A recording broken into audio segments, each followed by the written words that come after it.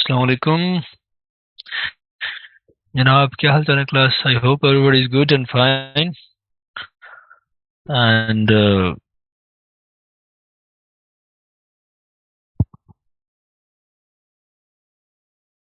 Doing well.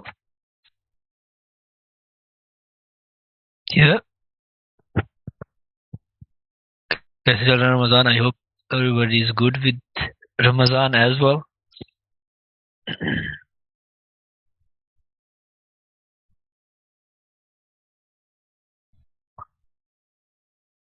Great.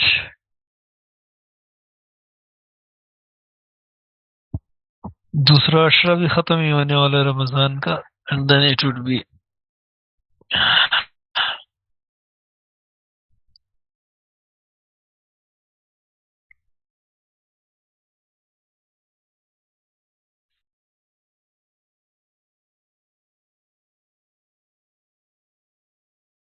अच्छी बात है ना, नींद में है यार। नींद ना होती तो आप खुद ही सोचे दुनिया में कितने ज्यादा फूलीज होती। जब लोग सो जाते हैं तो वो टाइम जो वो सोए होते हैं तो हमाकतें नहीं कर रहे होते हैं, तो अच्छी बात होती है कि लोग सोए रहे हैं। दुनिया में हमाकतें कम होती हैं उससे। इतना ज्यादा लोग सोए रहते हैं, नहीं दूसरों के लिए प्रॉब्लम काज नहीं कर रहे होते। That is a good thing bye the way. Okay, so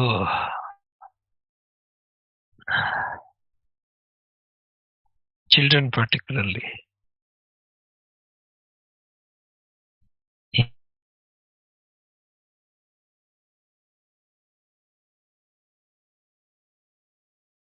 Yeah.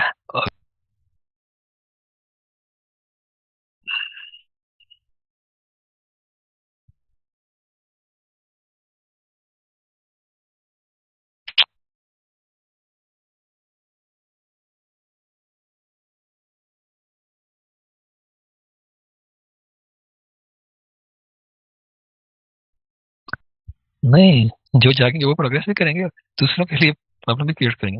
मैं उस कंटेक्स्ट में कर रहा था। If somebody wants to sleep, let them sleep.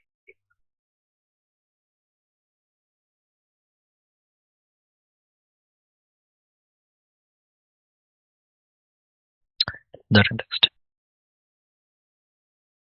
सो जाए जरा खान, सो जाए। Do you need alalu or you're good?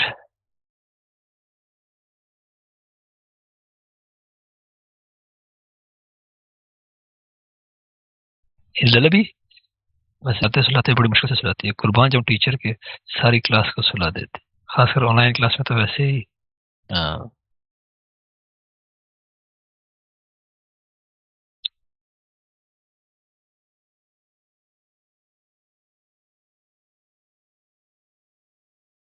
My voice is थोड़ा बहुत चलेगा ही ये। I hope I am audible properly, yeah? Everybody? Okay, good, great, wonderful.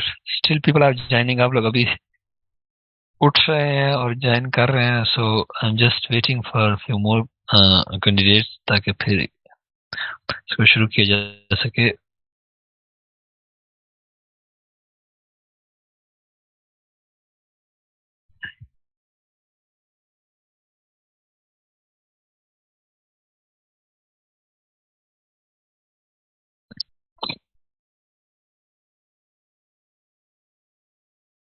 तो राइट जी, still we are almost there.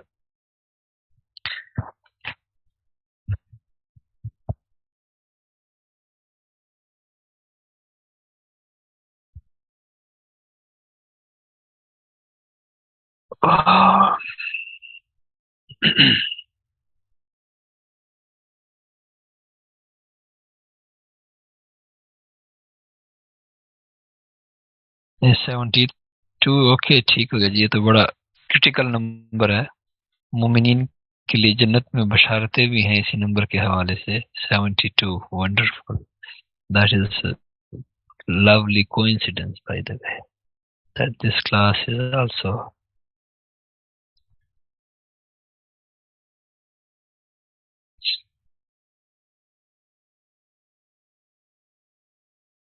ah, 79. Good. Great.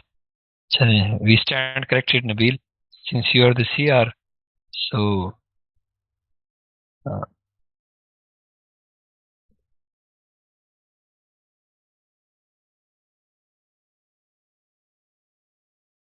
okay, ji, let's start.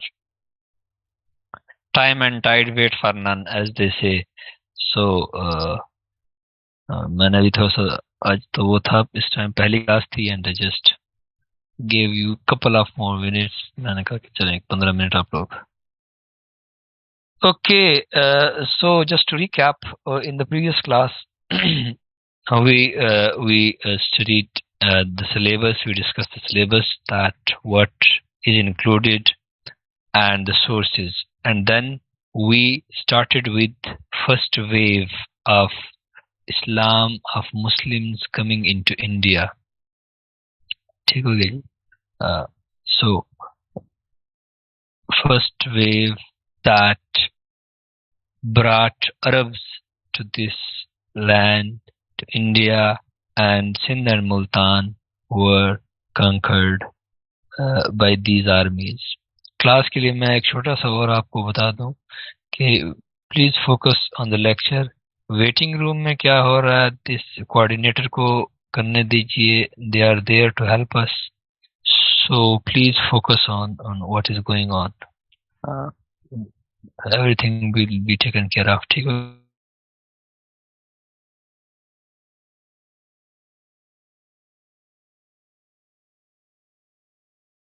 आप सिर्फ अपने उस पर फोकस कीजिए कि जो okay. So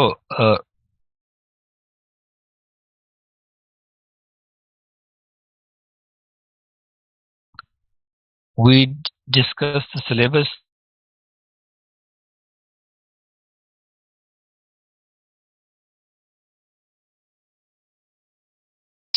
and the books, and then the first wave of Arabs. Thank you, Tamina. Thank you. I'm told that nobody is waiting in the. मैंने आपसे कहा ना कि मैं क्लास के लिए कह रहा था. Tamina, thank you very much. कि क्लास आप लोग यहाँ पे फोकस करें. वेटिंग रूम कुछ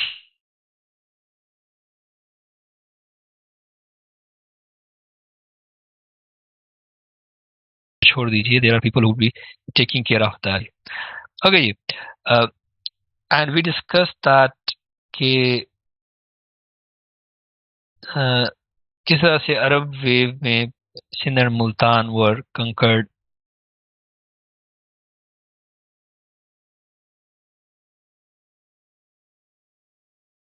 And this conquest, interaction between two civilizations, Indian civilization and Muslim civilization, and then it gave birth to a brand new civilization that was Indo-Muslim civilization.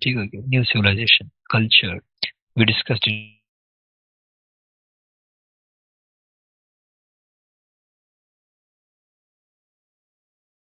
in detail. Language, we also discussed that. Urdu, how it's very refined language of literature. So, conquest of Sindh and Multan by Muhammad bin Qasim. That was the first wave. And this took place in the beginning of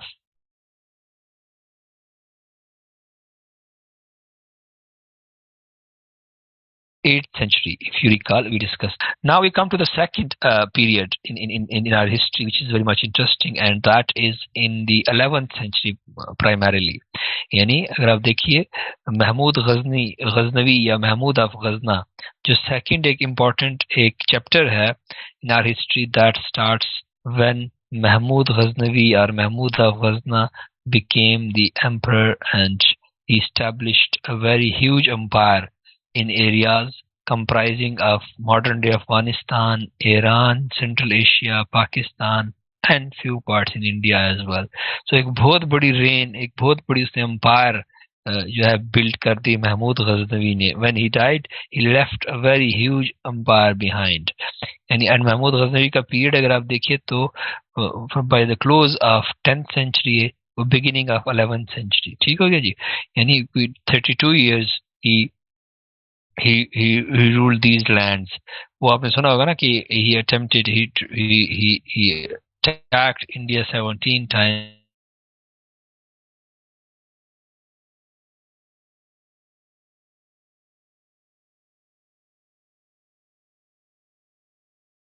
he invaded India 17 times। वो सारा एक screen पे। This is the extent of the empire of Mahmud of Ghaznavi, ठीक है क्या। Empire की extent देखिएगा उसकी। ये अगर ये इसको ट्रांसपोज किया गया मॉडर्न डे मैप्स पे, याद रखिएगा ये जो आपको बाउंड्रीज मुल्कों की नजर आ रही हैं ये मॉडर्न कंस्ट्रक्ट है, ठीक हो गया। तो एम्पायर्स के पीरियड में एम्पायर्स की बाउंड्रीज इस तरह से नहीं थी होती, फिक्स्ड नहीं थी होती ना इस तरह से, बट वो बड़ी लूज थी और बड़ी फैली हुई हुआ करती थी। एक अंपायर में मल्टीपल नेशंस और मल्टीपल मॉडर्न कंट्रीज आती थी। इसमें आप देख लीजिए ईरान ऑलमोस्ट, आप देखिए 90% Iran was part of his umpire. यहाँ पे आधा सेंट्रल एशिया देख लीजिए इसका वो था, सारा Afghanistan was part of his umpire. और पाकिस्तान नॉट 17 years, 17 attacks मैंने कहा था ना। 32 years he ruled when he left behind this empire when he died। और इंटरेस्टिंगली आप ये देखिएगा पाकिस्तान का almost all of Pakistan is under Muslim rule। ये सिंध का एरिया बनता है which was taken earlier। यहाँ पे बलूचिस्तान, केपी, पंजाब, ये कश्मीर भी ऑलमोस्ट, जीबी का थोड़ा सा एरिया जो अगर आप देखते हैं that was left behind। These slides have been shared, Shireen, with your CR, and everybody would have these slides, I guess. These have been shared। Please be in touch with your group and your CR so you can. All right. Yes, Nabil is there, Sana is here.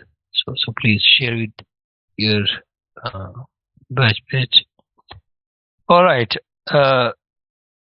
Wonderful Sanam, thank you. Okay, so अभी यहाँ पे ये देखिएगा कि ये map दिखाया आपको इसलिए जा रहा है, आपने मैप ड्रा नहीं करने होंगे, याद रखिएगा। You need not to draw maps in your exams, there is no point to that. Just to help you visualise the extent of empire of Mahmood.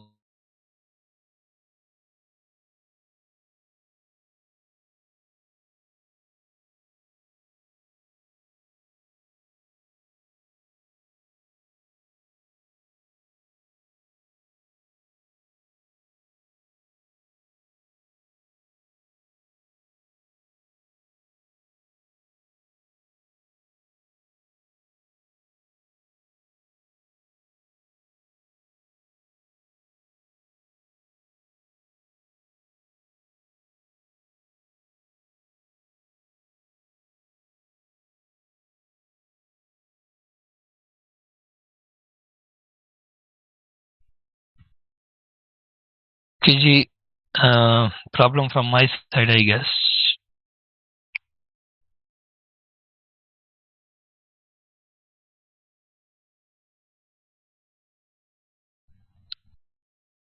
Let me switch to another network if I can find any।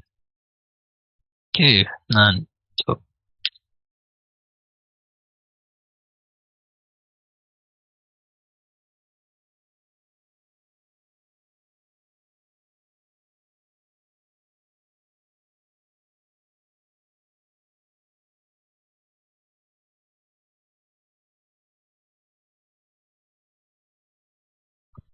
our class, I hope now the sound and voice is bit better. You can confirm, please। Am I audible? Wonderful. That is great। All right। Okay. Thank you for your feedback। So if you look at this empire, it was such a huge empire। So ये एक आपको कहते हैं ना, show me a picture and I would remember। So that's the idea behind this slide, to help you understand the extent of empire, of which today's Pakistan was part। ठीक है, Ghaznavite empire में। That's the idea. So coming back to our this slide. अच्छा, आपको जो slide share की गई हैं they are bit detailed, more detailed है, ठीक हो गया, compare to the slide I am using. They are very detailed slide, ताकि आपको चूंकि जब आप रिवाइज करें तो और पढ़ना चाहें तो you should have these dates and number and all those information इसमें मौजूद है। 10:30 यानी ये मतलब हमारे लिए महमूद गजनवी बड़ा इंपॉर्टेंट है। अगर आप देख रहे हैं, हम we are going from event to event and person to person. पहले उसमें Muhammad bin Qasim is very much important. His conquest of Sindh and Multan is very much important because it was that conquest which opened up India for Muslim. इसके बाद महमूद गजनवी का role बड़ा important है because उसने आज के modern day Pakistan पे almost मुस्लिम rules establish कर दिया था। अब बाय 1020 अगर आप देखते हैं, Punjab and Lahore and these areas were conquered by Mahmud Ghaznavi and added to his empire by 1020। Punjab, Balochistan, ये मतलब ये सारा एरियाज एंड दीज एरियाज अगर आप देखते हैं, एक जो बड़ा इंपॉर्टेंट एक इवेंट हुआ वो ये था स्प्रेड ऑफ इस्लाम, यानी इस्लाम यहाँ पे फैलना शुरू हो गया, इस्लाम की तबलीग शुरू हो गई, पीपल स्टार्टेड टू एम्ब्रेस इस्लाम। एक इस्लाम का एक बहुत, इसलिए आप देखेंगे कि ये इलाका सारा बहुत अर्ली और मुसलमान हो गया था compare to other parts of India, जो कि नहीं हो पाया।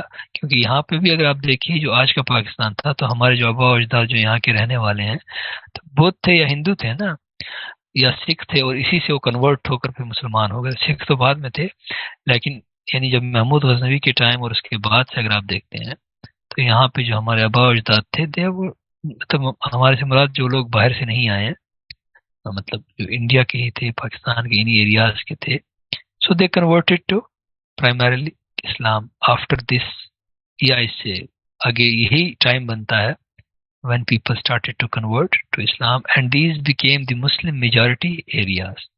कंटेक्स्ट समझ है ना कि आज का जो पाकिस्तान, इसमें पंजाब है, बलूचिस्तान है, केपी है, सिंध है, ये वो एरियाज थे जो अर्ली ऑन मुस्लिम इन्फ्लुएंस के अंडर आ गए and then Islam became the dominant religion in this part of the world in these areas। ठीक है जी। फिर अच्छा ये देखिए Mahmud Ghaznavi why is important, because Mahmud Ghaznavi की अगर आप जो मैं स्लाइड पे दोबारा जाऊंगा, अब देखिए यहाँ पे महमूद गजनवी ने जब ये एम्पायर स्टैब्लिश कर ली तो एक लैंड रूट बन गया which facilitated migration of people, of saints, of scholars. अक्सर आप लोगों से सुनते हैं ना कि हमारे आबा अजदाद समरकंद और बुखारा से आए हैं, सेंट्रल एशिया से आए हैं, ईरान से आए हैं, अफगानिस्तान से आए हैं, अक्सर आप सुनते होंगे ना। तो ये बहुत से ऐसे लोग इस क्लास में बैठे होंगे, ऐसे लोग जिनके आबा अजदाद वहां से आए होंगे। सो ये माइग्रेशन जो थी ये फैसिलिटेट कब हुई, that was when this land route was established, जब these parts became one empire under Mahmud, और उसके बाद यहाँ से लोग people started to travel and they would come here and settle down. इसी उसमें अगर आप देखिए बड़े बड़े जो है स्कॉलर्स तशरीफ लाते हैं, जैसे शेख वो अपना सैयद अली हजवेरी अल मारूफ दातागंज बख्श दाता साहब लाहौर में, and it is believed that he is one of the main factor behind mass conversion of people to Islam। इसी तरह से आप देखिए किताबुल हिंद अल बैरूनी, अबू रिहान अल बैरूनी, वो भी इसके बाद आता है, जिसने किताब लिखी थी इंडिया पे पहली किताब मुसलमानों की तरफ से, to understand this new and huge country। सो यानी स्प्रेड ऑफ इस्लाम होता है, emergence of Lahore as centre of culture and learning, ये एक बहुत बड़ा होता है कि लाहौर जो है, लाहौर स्टार्ट, देखिए पंजाब के नाम से मौजूद नहीं था उस वक्त, ठीक हो गया ना ही उसका ये वाली जियोग्राफी थी जो आज है पंजाब की, ये तो एक बहुत बात की डेवलपमेंट है ना, बट लाहौर शहर मौजूद था, जिस मुल्तान शहर मौजूद था। सो लाहौर शहर Lahore as a city existed, as a town existed, and then it started to emerge as center of culture and learning, culture and learning के तौर पे एक बहुत बड़ा एक वो सेंटर ये मौजूद। इसी में अगर आप देखिए तो तसव्वुफ की एक बहुत बड़ी किताब Kashful Mahjoob has been written, जो कि सैयद अली हजवेरी। और ये जो इंफॉर्मेशन आपको दी जा रही है, this is from the objectives point of view as well. आप देखें यहाँ पे क्वेश्चन से ज्यादा ऑब्जेक्टिव की पॉइंट ऑफ व्यू को भी फोकस किया जा रहा है। कोई क्वेश्चन अगर आता है तो वो तो आप लिख ही सको, बट ऑब्जेक्टिव डेट के हवाले से आ सकते हैं, बुक्स के और इंफॉर्मेशन के हवाले से आ सकते हैं। तो वो कंटेक्स्ट ये इसलिए उसको भी आपने इसको एक मेंटल नोट आपने लेते रहना है, जो इन्फॉर्मेशन आपसे शेयर की जा रही है, ताकि जब you are able to recall. So Kashful Mahjoob लिखी गई, लाहौर में लिखी गई थी, पर्शियन लैंग्वेज में लिखी गई किताब है, तसव्वुफ की इंडिया में सबसे बड़ी और सबसे पहली किताब। तो इसी तरह से आप देखिएगा कि कल्चर का भी एक यहाँ पे एक सेंटर बनता गया बहुत बड़ा आज तक। यानी आप देखिए पाकिस्तान में today the cultural hub is Lahore. जिस तरह से आपका फाइनेंशियल हब कराची बनता है, Lahore is the cultural hub. That's the reason if someone visits Pakistan from royalty or from other countries, we take those people to Lahore to have them feel of our culture. ठीक है, लाहौर, क्योंकि Lahore represents so to speak the culture of Pakistan, जो कि पीछे हमने देखा कि develop हो रहा है slowly and gradually, which is very much unique compared to other Muslim countries or countries in our neighborhood as well. उन सब में अगर आप देखते हैं तो there you see that there is a different type of culture. So ये उसकी रिप्रेजेंटेशन कल्चर की लाहौर में। कल को आपकी भी ड्यूटी लगी होगी, कहीं पे कोई आता है शहजादा शहजादी, तो you might be briefing them कि भाई this is what we are. So Lahore, you know, Lahore is और वैसे भी लाहौर आपको पता है, लाहौर को शायरों ने बड़ा लाहौर को अप्रिशिएट किया। रहमान फारिस हैं हमारे, आपके सीनियर भी होंगे और जब सर्विस में आप आएंगे, बड़े मजे के शायर हैं। उनका एक शेर आपने यकीनन सुना होगा, जब उसकी जिंदगी में कोई और आ गया तो मैं भी गाँव छोड़ के लाहौर आ गया। सो ये भी होता है, सीएसएस की तैयारी भी करनी होती है ना, कि अब और कुछ नहीं हो तो सीएसएस ही करिए फिर। ये भी एक या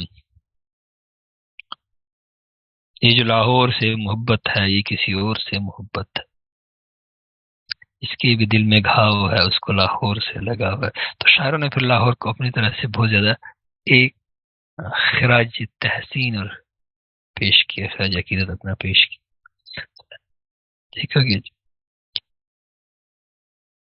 ओके जी, एनफ ऑफ लाहौर, आगे चलते हैं।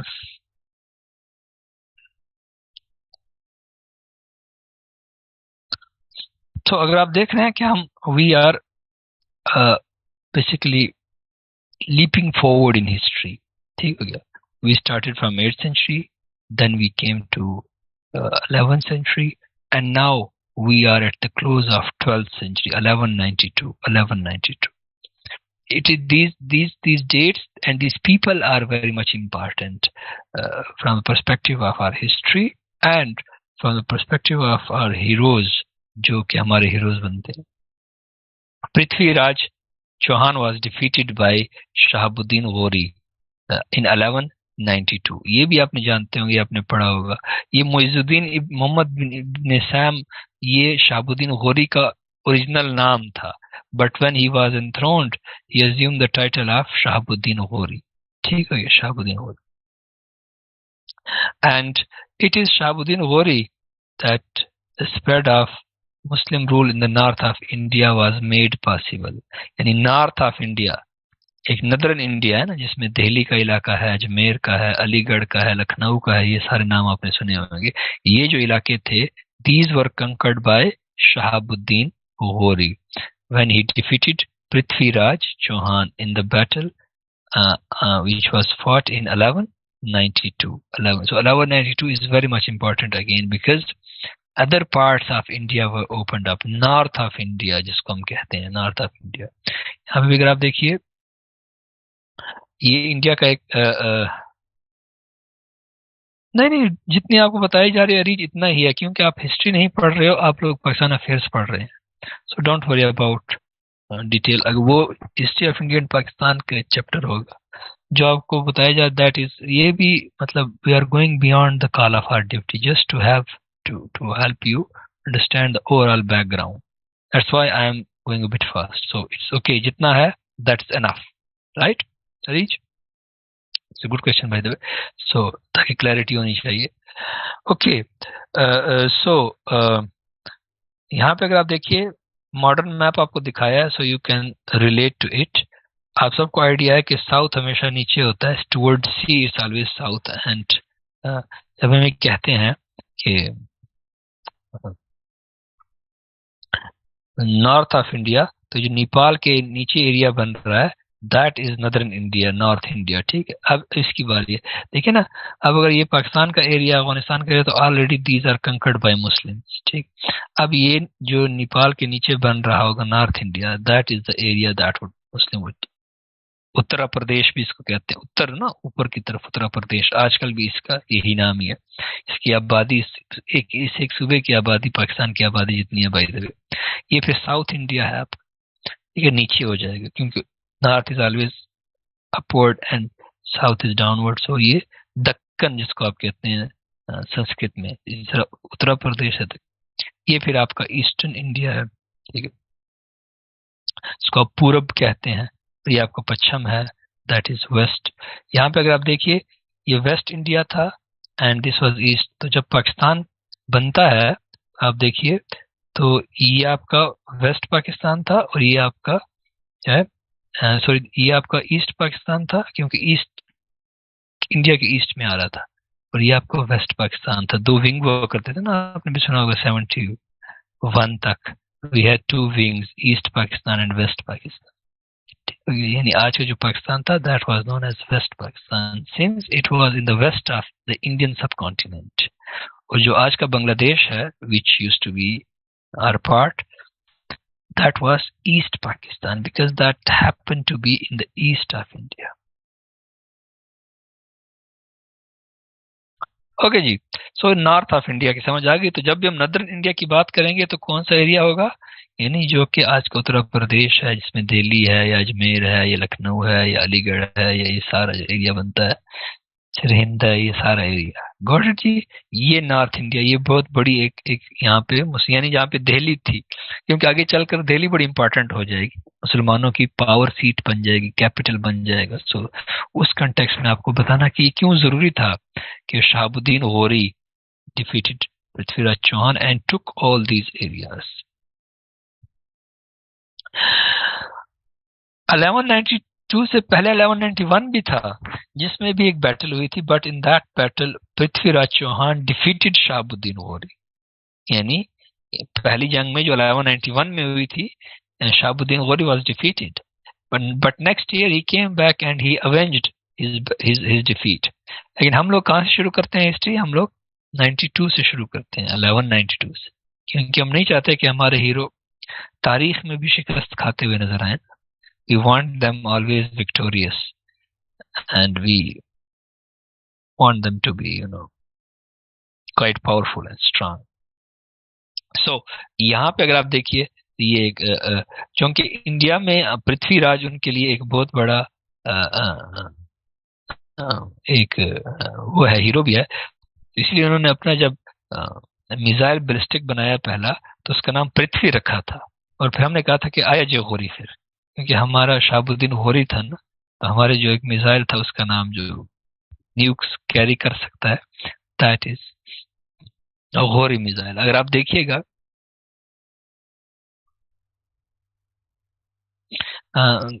देखिएगा आपके अक्सर वेपन्स के नाम भी गजनवी भी है, आपका एक शाहीन भी है which was title of Muhammad बिन कासिम।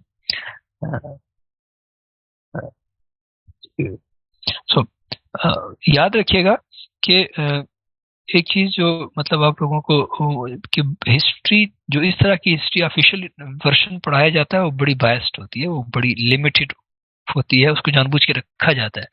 अगर आप याद कीजिए, इसलिए हमने पहली क्लास में थोड़ी डिबेट भी की थी इस पे कि क्यों हिस्ट्री इज इम्पोर्टेंट है, किस तरह से हिस्ट्री को कंट्रोल किया जाता है, मैनेज किया जाता है। अगर आप याद कीजिए जॉर्ज ऑरवेल के कंटेक्स्ट में यही आपको समझाने की कोशिश की थी। सिंस अभी आप लोग बड़े मैच्योर हैं, आगे चलकर फर्दर आप लोगों ने मैच्योरिटी की तरफ जाना, यू शुड नो कि भाई एक ऑफिशियल नैरेटिव होगा जिसको हमने इस तरह से वी हैव टू कैरी। एक हो सकता है कोई पीपल्स हिस्ट्री हो, ट्रूथ कहीं पे भी नहीं होगा, कंप्लीट ट्रूथ किसी के पास नहीं है.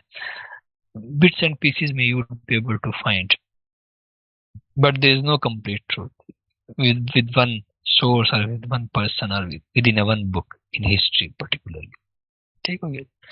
So if a book claims in history that it is the true book, so you should be careful about that. So point here is कि पृथ्वीराज, अब शहाबुद्दीन ओहोरी जो था, he basically when he conquered Delhi, he left behind one of his slaves as governor of these lands, newly conquered lands. उसके slave का नाम था ऐबक. ठीक हो गया. So he left behind his slave to rule these lands. So while he went back to his kingdom in modern day Afghanistan. Now modern day Afghanistan कह रहा हूँ क्योंकि अफगानिस्तान नाम का मुल्क एग्जिस्ट नहीं करता था उस वक्त, सिर्फ पाकिस्तान नाम का मुल्क एग्जिस्ट नहीं करता था, या ताजिकिस्तान या उज्बेकिस्तान फॉर दैट मैटर. जो मॉडर्न नेशन स्टेट थी, इवन फ्रांस, इंग्लैंड, अमेरिका, ये भी एग्जिस्ट नहीं कर रहे हैं ना, या हम उस टाइम की बात कर रहे हैं. ये वो टाइम है जब मॉडर्न नेशन स्टेट नहीं थी आई. तो so he went back to his kingdom which was based in Ghazni. जो महमूद गजनवी को इन्होंने रिप्लेस, उसकी फैमिली को रिप्लेस करके इन्होंने फिर गोरियों ने अपनी वो कर दी थी. One thing you should also remember कि जिस तरह से मोहम्मद बिन Qasim was Arab, Mahmud of Ghazni was Turk. And when we say Turk, we do not mean a person from Turkey. Rather, we mean people from Central Asia. ये central Asian लोग थे सारे, Tajikistan, Uzbekistan, Kyrgyzstan, Turkmenistan, ठीक है, Kazakhstan, इन सारों को collectively central Asia कहा जाता था. सेंट्रल एशिया इनको कहा जाता. तो यहाँ का था. और इसी तरह से अगर आप ये देखते हैं कि जो गोरी था, गोरी was an Afghan. He was basically जिस लैंड से था, आज उसको अफगान का लैंड, अफगानिस्तान का एरिया बनता है, ही वाज अफगान. तो तीन आपके पास लोग आ रहे हैं, अरब आ रहे हैं, टर्क आ रहे हैं और अफगान आ रहे हैं. And for the rest of our history these people would rule these lands. ठीक हो गया. इनकी मल्टीपल डायनेस्टीज यहाँ पर डेवलप होंगी. कभी अरब डायनेस्टी होगी, कभी टर्क डायनेस्टी होगी, कभी अफगान डायनेस्टी होगी. And these people would be ruling these lands. आप देख लीजिए, हमारे तो हीरोज तक इम्पोर्टेड है. हम इंडिया और पाकिस्तान में रहने वाले लोग इतने दयालु हैं कि हमारे तो हीरोज भी हम, या इतने हम लोग इन्हीं की हैं, हम कहते नहीं हमारे हीरोज भी इम्पोर्टेड होने चाहिए.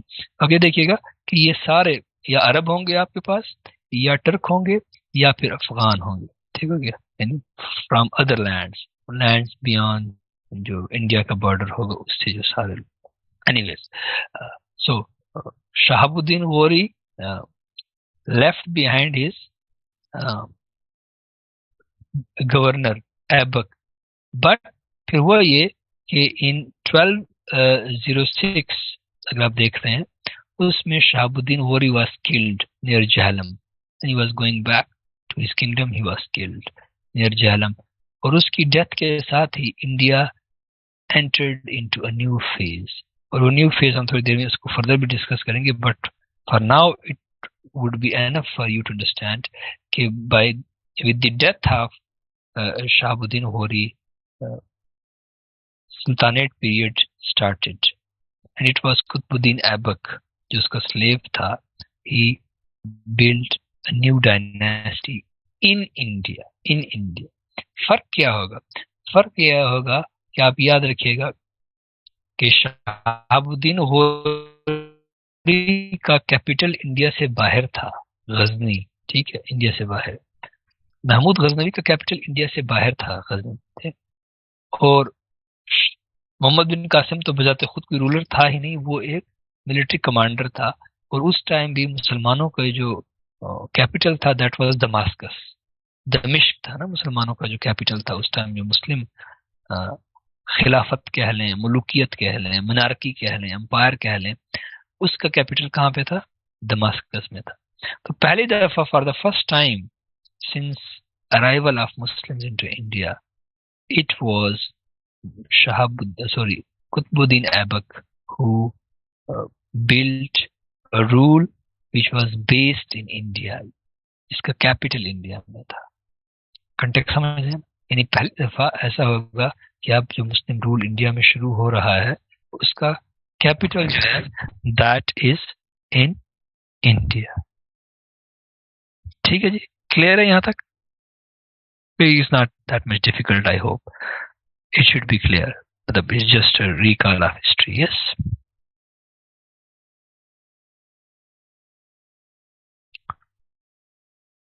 यस, दैट्स व्हाई खानदान गुलामा। Right, you are very much right. ये स्लेव डायनेस्टी की तरफ आते हैं, ठीक है जी, स्लेव डायनेस्टी। साजिद वजीर।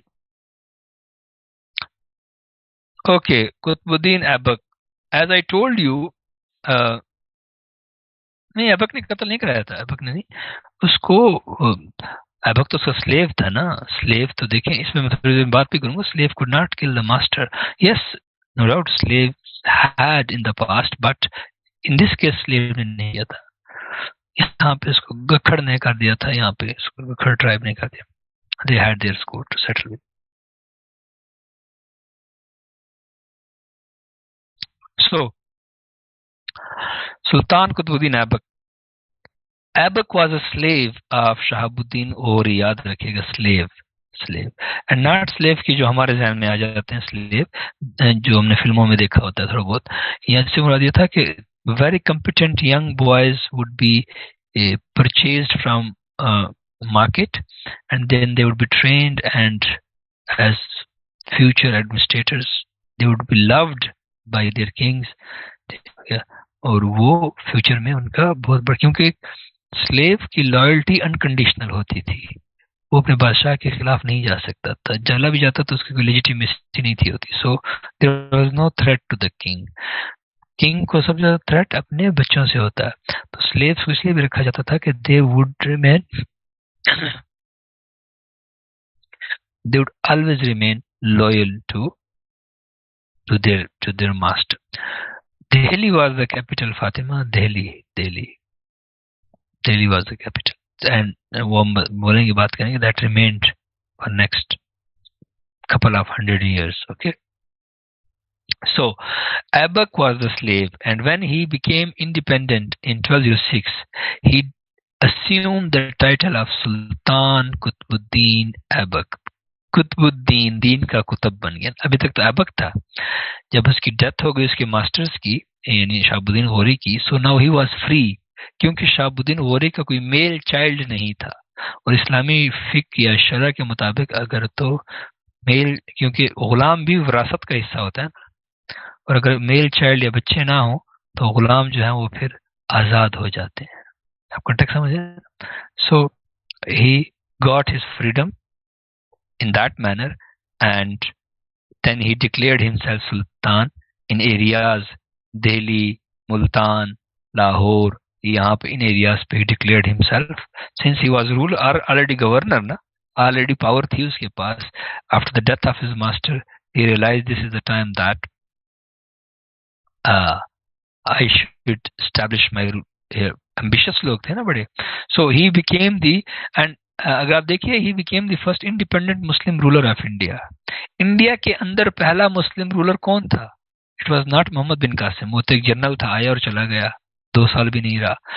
महमूद गजनवी 17 टाइम्स अटैक किए, बट रहता कैपिटल उसका कहाँ पे था? इंडिया से बाहर था। शहाबुद्दीन गौरी आता था, अटैक करता था, वापस चला जाता था कैपिटल। इंडिया में पहला मुस्लिम रूलर जो था वो कौन था? अगर तो ऑब्जेक्टिव्स के पॉइंट ऑफ व्यू से पूछा जाता है, इट वाज कुतुबुद्दीन ऐबक। यहाँ तक क्लियर है जी? Qutubuddin Aibak was the first independent Muslim ruler, not Muhammad bin Qasim, Mahmud Ghaznavi, or for that matter. Okay जी, शायद I hope okay, it would be better now if it gets.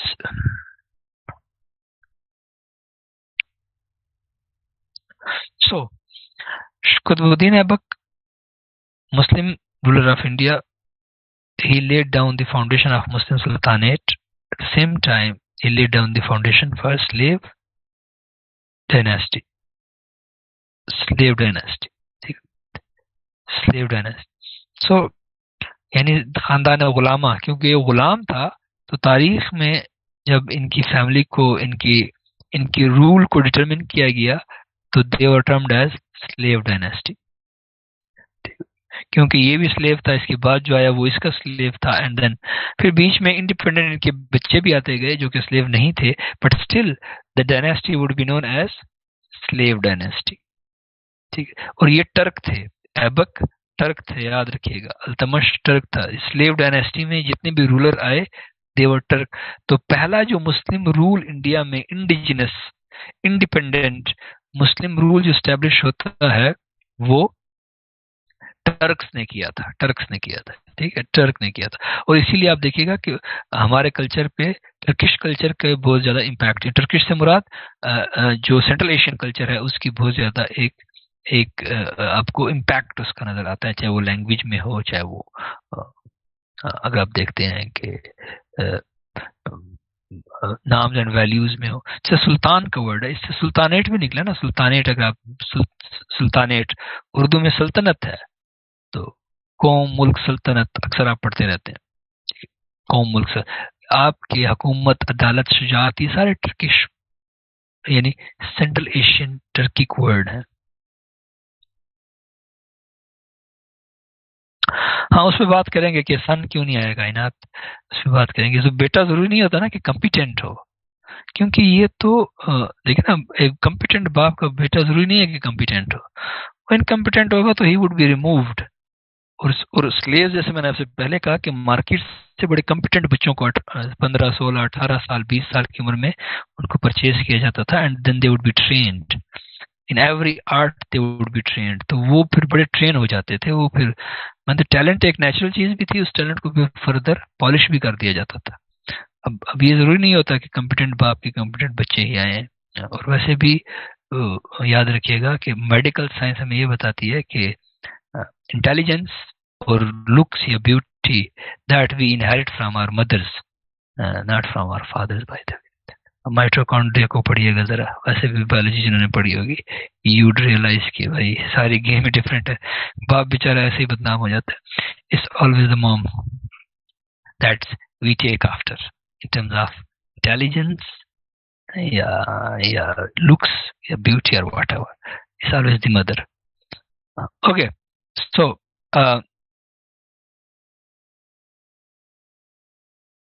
Qutubuddin Aibak as you can see. अच्छा, ये याद रखिएगा कि ये जो date period में आपको डेट नजर आ रही होंगी, first date when he became the king, second date when he died.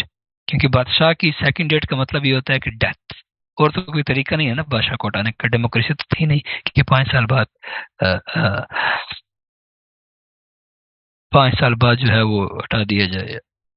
या क्योंकि सेकंड डेट का मतलब क्या होगा,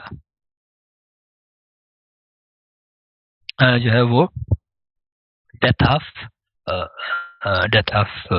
द किंग, या रिजेम्बलेंस होती है। आईज पर्टिकुलरली, आईज जो है वो आईज नोज थोड़े बहुत facial features of course. The death of the king, king is dead, long live the king. So 1210 में when he died, his slave Altamash and also son-in-law became the next ruler. अब देखिए यहाँ पे 1210 है और यहाँ पे 1211 है, 1 साल का फर्क है। बीच में कुतुबुद्दीन ऐबक के बेटे ने कोशिश की कि वो बन जाए, but Altamash was more resourceful, more ambitious, more powerful. First date से मुराद होती है कि the date when he was enthroned, यानी जब वो किंग बना था, ये वो साल था जब वो बादशाह बना था। और सेकंड डेट से मुराद वो ईयर होगा व्हेन ही डाइड। ठीक है जी। सो सुल्तान शमसुद्दीन अल्तमश, अल्तमश सुल्तान शमसुद्दीन अल्तमश, अल्तुतमिश भी कह सकते हैं आप इसको। नाम इसका अल्तमश था। he was slave of Abbak and also son-in-law, यानी इस हद तक वो कॉम्पिटेंट था कि ultimately he married the daughter of Abbak and became very close to him. And ultimately, when the time came, he was a very gifted person, ambitious person. So he removed the son of his master and he became the ruler because he knew this is my right. I am more competent.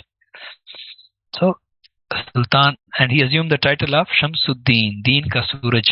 पहला था कुतुबुद्दीन, दीन का कुतुब। नाम अगर आप देखें ना, इनकी ऐबक था, टर्क, अल्तमश, अल्तुतमिश, टर्क। लेकिन जब ये बादशाह बनते हैं तो अपने लिए एक टाइटल अज्यूम कर लेते हैं, और वो फिर एक बड़ा, एक ग्रैंड सा टाइटल हुआ करता था, कुतुबुद्दीन, दीन का कुतुब, शमसुद्दीन, दीन का सूरज। ठीक हो गया। फिर बादशाहों के देखा देखी फिर लोग भी ये नाम रखते हैं, ये हमारे बच्चे में भी वो बादशाह के नाम पे नाम रखा जाता है ना आमतौर पे। तो फिर ये नाम काफी फिर पॉपुलर होते गए इस पार्ट ऑफ द वर्ल्ड में एज वेल। इसीलिए आप देखेंगे कि दुनिया के दूसरे मुसलमान ममालिक में आपको ये नाम भी नहीं मिलेंगे। आगे हम देखेंगे सारे नाम इसी तरह से हैं। आपके आज मेजॉरिटी नाम जो बड़े बड़े आप देखेंगे, बड़े जो पॉपुलर हुए थे, वो बादशाहों की वजह से ही हुए थे। ये लाइक सद्दाम हुसैन। पाकिस्तानियों का तो अजीब सा क्रेज है ना। अगर आप पाकिस्तान में किसी से मिले, उसका नाम यासिर या उसके नाम में अरफात आ रहा हो या यासिर आ रहा हो, तो वो बच्चा जो है वो 70s 80s में पैदा हुआ हो। अगर किसी से आप मिलें कि जिसके नाम में सद्दाम आ रहा है, तो वो लेट 80s अर्ली 90s में पैदा हुआ होगा। फिर किसी से उसके नाम में उसामा आ रहा हो, तो मिड 90s की प्रोडक्शन होगी। आजकल आप जाकर बर्थ रजिस्टर देखिएगा तो अरतुरुल चौधरी भी आ रहा है, अरतुरुल खान भी आ रहा है, अरतुरुल गुज्जर भी आ रहा है, अरतुरुल चांडियो भी आ रहा है, पता नहीं क्या क्या। And you will be amazed कि my god how we change, but still I mean.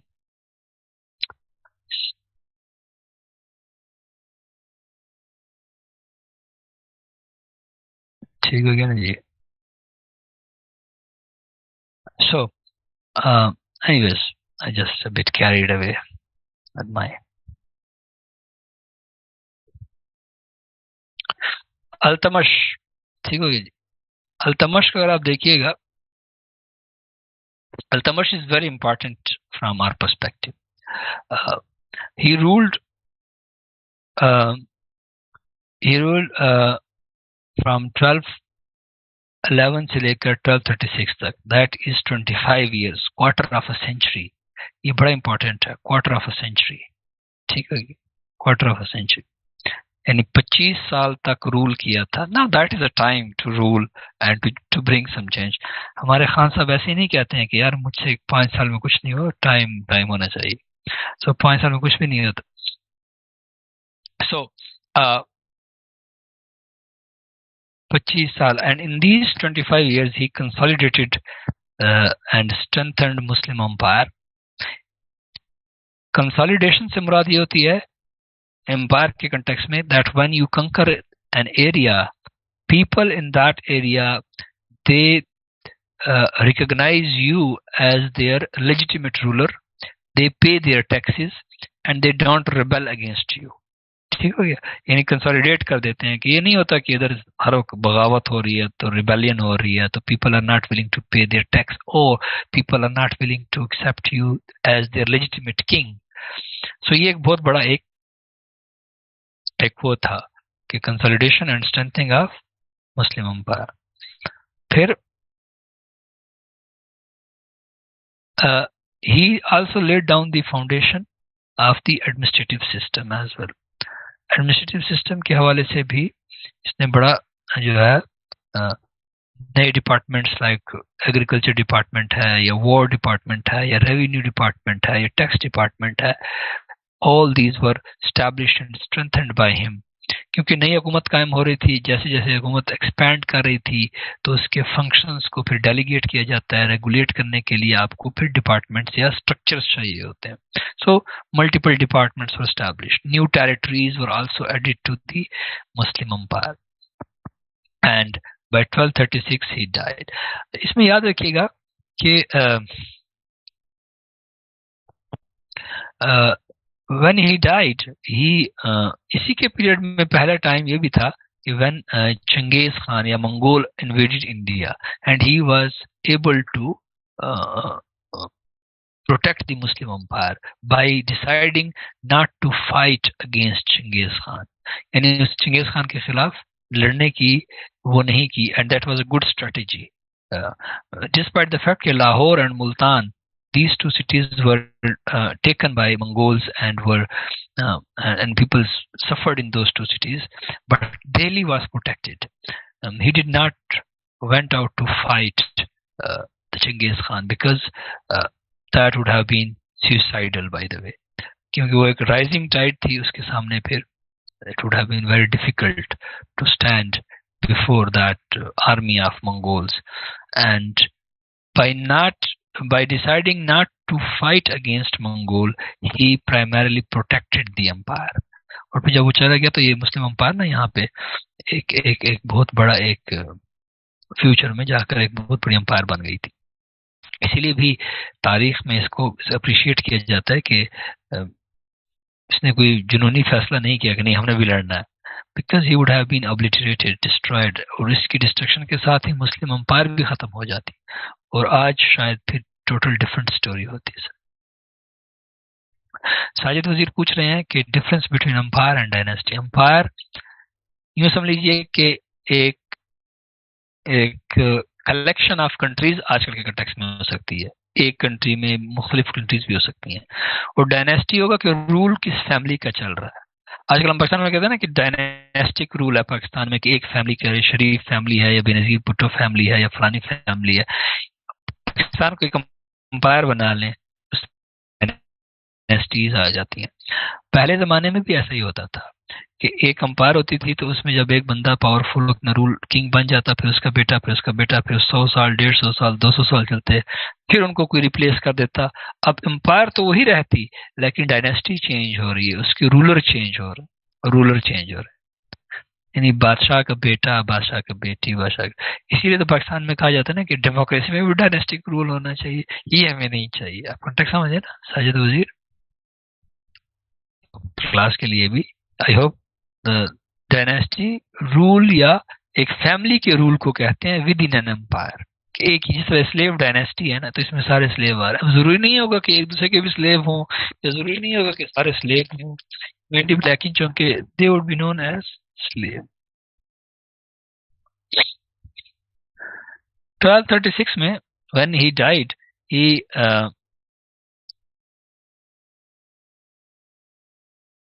he appointed his daughter Razia Sultan as the future ruler of India. यहाँ पे आपको नजर नहीं आ रही, just to fill in the gaps, आपके लिए थोड़ा सा इंटरेस्टिंग बनाने के लिए, कि रजिया सुल्तान इसकी बेटी थी। सुल्ताना नहीं थी ये, सुल्ताना हमने बना दिया।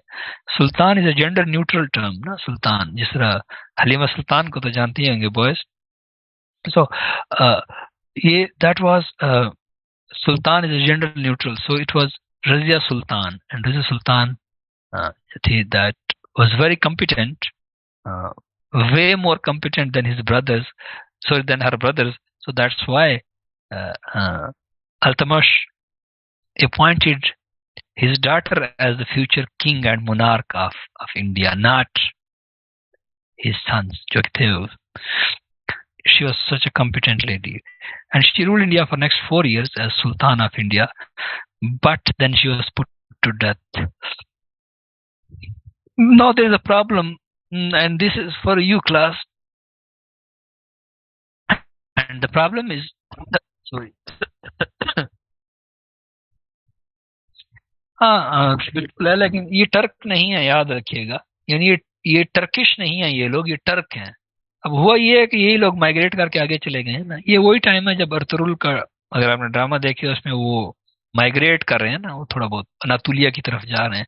सो they would ultimately establish their kingdom there later on 13th century में या 14th सेंचुरी में। सो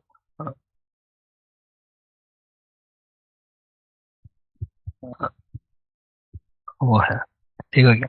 सो अब क्वेश्चन ये है कि रजिया सुल्तान जो थी उसके साथ प्रॉब्लम ये था। आप ये बताइएगा क्लास, शर्म कि क्या एक इस्लामी रियासत या मुमलिकत की सरबराही एक खातून कर सकती है? शरा क्या कहती है?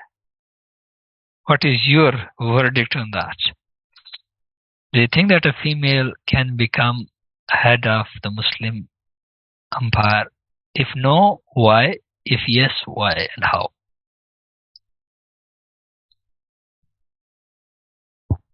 कहाँ पे मना किया गया?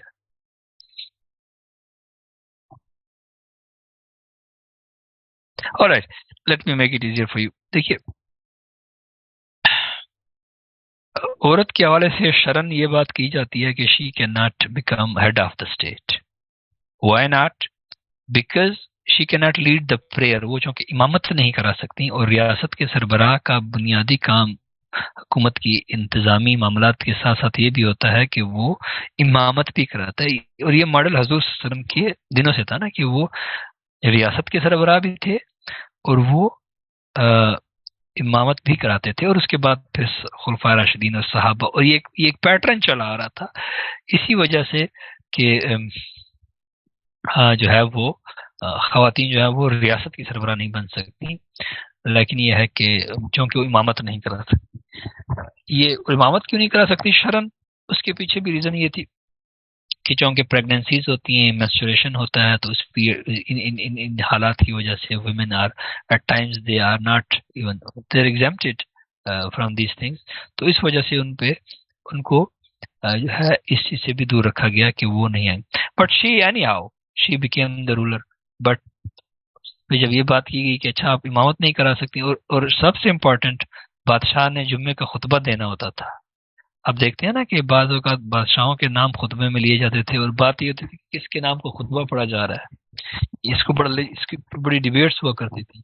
इसीलिए आप देखते हैं आज भी, आप देखिए, जो अहले सुन्नत वल जमात जुम्मे के खुतबे में, अहले सुन्नत के यहाँ खुलफाए राशिदीन का नाम खुतबे में लिया जाता है। जुम्मे के कल भी आपने, कल परसों पढ़ा होगा आपने, उसमें आपने देखा होगा कि जो अहले सुन्नत वल जमात, उसमें खुलफाए राशिदीन का नाम लिया जाता है। ठीक हो गया? खुलफाए राशिदीन का वो एक रिवायत के तहत लिया जाता है। हरचंद की वो, मतलब वो बहुत लेट लिव रिवायत है, ये भी याद रखिएगा। हजूर के दिनों में ऐसा कोई खुतबा नहीं था, तो खुतबा बल्कि इस तरह का होता ही नहीं था। खुतबे का पर्पज ये होता था कि जो मुसलमानों का खलीफा होगा वो वीकली बेसिस पर आकर रियासत अवाम को अकाउंटेबल होगा, बताएगा कि क्या हो रहा है सल्तनत में, क्या हो रहा है, क्या हम कर रहे हैं, किस तरह से हो रहा है, नई पॉलिसीज क्या हैं, प्रॉब्लम्स क्या हैं, मसाइल क्या हैं। इसको फिर इस तरह का एक रिलीजियस टच तो बहुत बाद में दिया गया ना। खुतबे का तो पर्पज ये होता था कि कम्युनिटी बैठे, उनको पॉलिटिकल मामला भी बताया जाए, भलाई की बातें भी की जाएं, खैर की बातें भी की जाएं, तालीम भी दी जाए। मकसद ये होता था। अब कंटेक्ट समझ है ना? और वो फिर आजकल तो उसका बड़ा ना एक, उसको यूं समझ लीजिएगा कि एक फॉर्मेट में बंद कर दिया गया। ये बहुत लेटर डेवलपमेंट थी। Anyways, so point here is कि तो रज़िया सुल्तान अगले जुम्मे पहुंच गई। उसने मर्दाना लिबास पहना, चेहरे पे उसने नकाब डाला, और मंबर पे बैठ के खुतबा दिया उसने। जब नमाज की टाइम आए तो इमाम साहब को आगे कर दिया कि खुतबा मैंने दे दिया, नमाज आप पढ़ा दें। You know that she she found a way out of it, but still she would not be tolerated. Patriarchy भी थी, मेल डोमिनेंस भी था उसमें। आप खुद ही सोचिए, मतलब 13th सेंचुरी में एक female was ruling a society like India. That was quite astonishing. And ultimately, she was put to death by her own brothers. Of course, once she was character assassinated, and then she was put to death. उसके बाद यहाँ पे gap की आप बात कर रहे थे, हमारे कोई एक साथी ने गैप की बात की थी कि सो गैप किस आप कह रहे थे कि मतलब पीरियड में आपको यहाँ पे जो नजर आ रहा है, मतलब 36 और 1266 में अगर गैप की बात कर रहे थे, तो उसमें यह है कि बीच में ना वो लोग आए हैं जो कि हमारे लिए इम्पोर्टेंट नहीं है, जिन्होंने कोई काम नहीं किया, जिन पे आप क्या हुआ, आप एग्जाम में कुछ नहीं पूछा जा सकता। रज़िया सुल्तान को कत्ल करने के बाद उसका भाई आ गया था मुइजुद्दीन, फिर अल्तमश का भतीजा आ गया था, but they are not important people.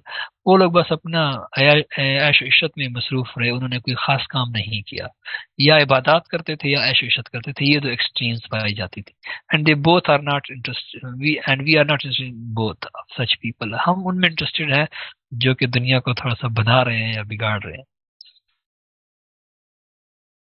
जी जी, बेटी थी, बेटी थी, रज़िया सुल्तान की बेटी थी सद्दाम। हाँ, we also have Saddam Hussein with us. Sorry, boss, I passed the remark, I did not know. All right.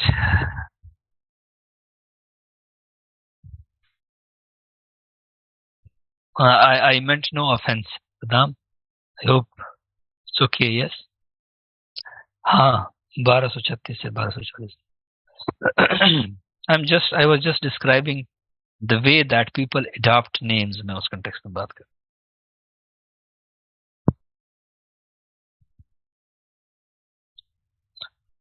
All right.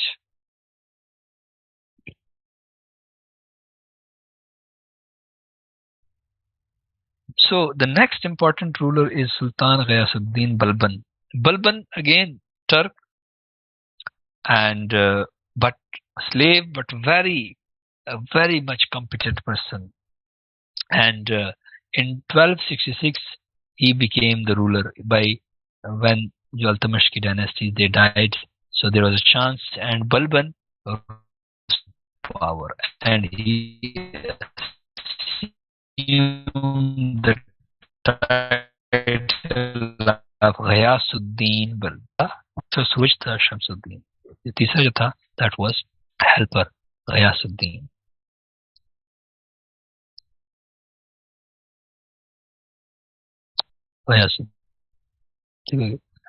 Ghayasuddin ruled India from 1266 से लेकर 1287 तक। For next 21 years अगर आप देखते हैं, India was ruled by a very competent, very strong ruler, Balban. Balban fought off Mongol invasions. Mongol दोबारा आ गए थे, इंडिया में मौजूद थे, so he had to fight them. याद है ना, हमने मंगोल कहा था कि चंगेज खान के साथ आए थे जब अल्तमश यहाँ पे रूल कर रहा था, and still they persisted, but it was Balban जिसने इनका इलाज किया था। बल्कि उनका प्रॉपर इलाज तो खिलजी ने किया था, सुल्तान अलाउद्दीन खिलजी ने, उस पर हम बाद में आएंगे। बट बलबन प्राइमरली जो था उसने भी बड़े स्ट्रिक्ट एक्शन लिए थे मंगोल्स के खिलाफ, और उनको मतलब अपने इंडिया के उसमें से काफी हद तक उनका इन्फ्लुएंस कम कर दिया था। हिंदू चीफ्स के साथ भी इसने काफी एक्सटेंशन की अपनी बाउंड्रीज की। जी बलबन, बलबन स्पेलिंग वो लिखते हैं, ये वाले लिखते हैं, कोई फर्क नहीं है।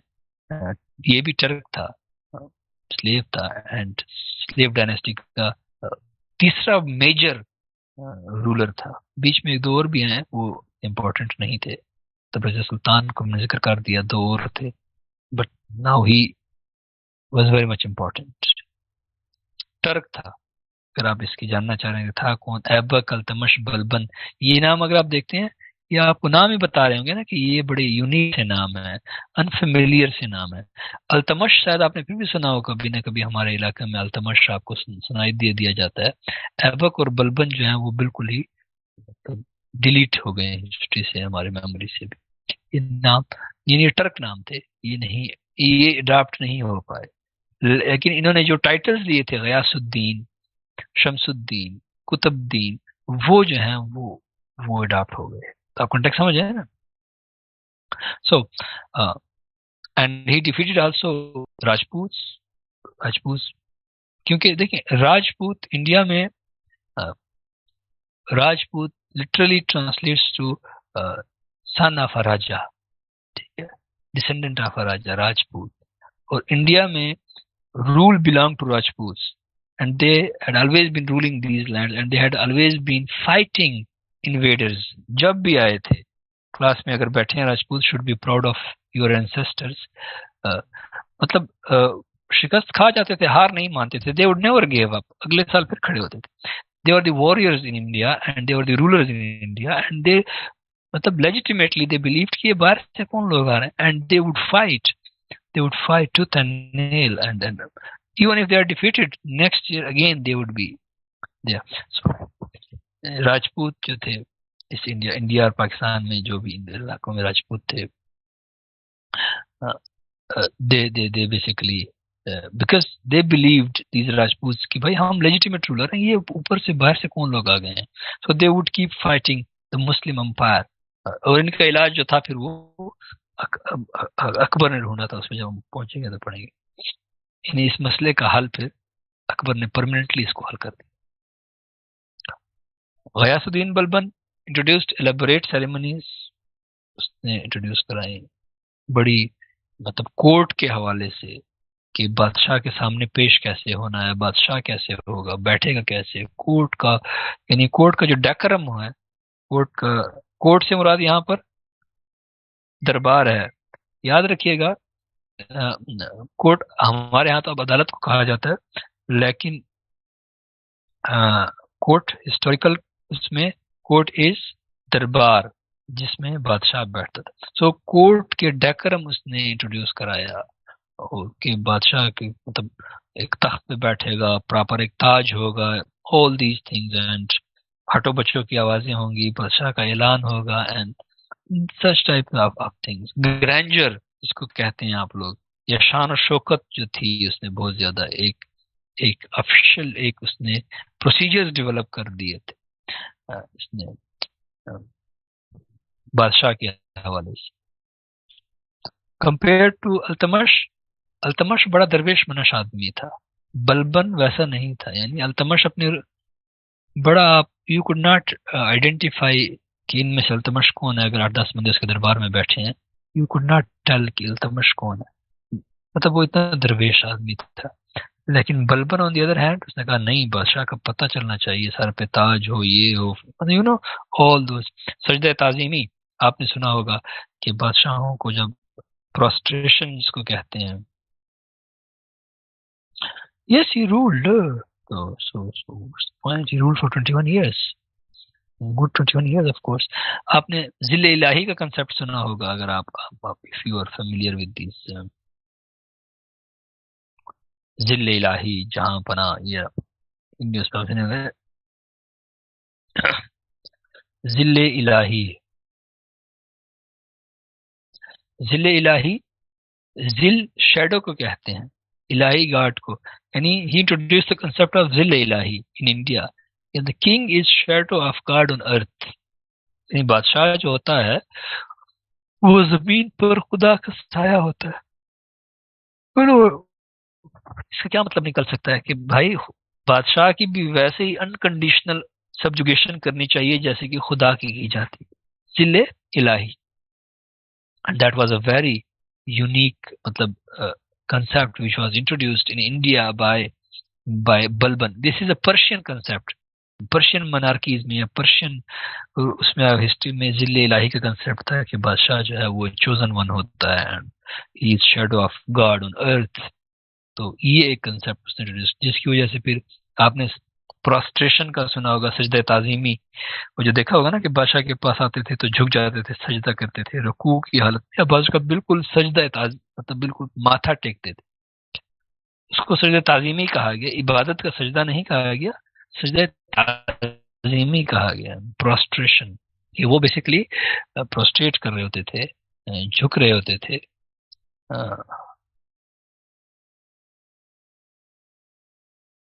वो एक एक एक एक ना झुक जाते थे उसको। सो ही इंट्रोड्यूस दैट, और फिर बाद में यानी इस हद तक ये भी किया इसने। एडमिनिस्ट्रेशन ऑफ जस्टिस के हवाले से बड़ा एक फिनिकी सा था, एक बड़ा इसके हवाले से जो है वो एक उसने इंश्योर किया हाई स्टैंडर्ड ऑफ एडमिनिस्ट्रेशन।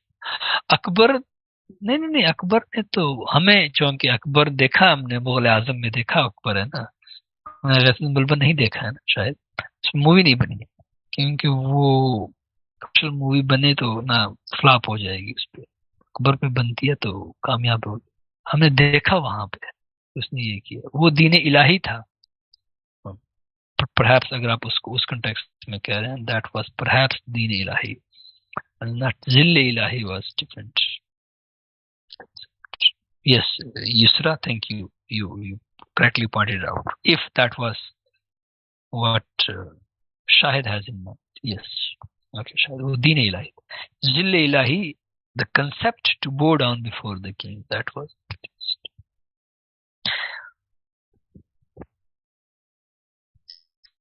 ये ले जी, by 1287 he died, or within 3 years slave dynasty was also gone. Within just 3 years slave dynasty was also gone.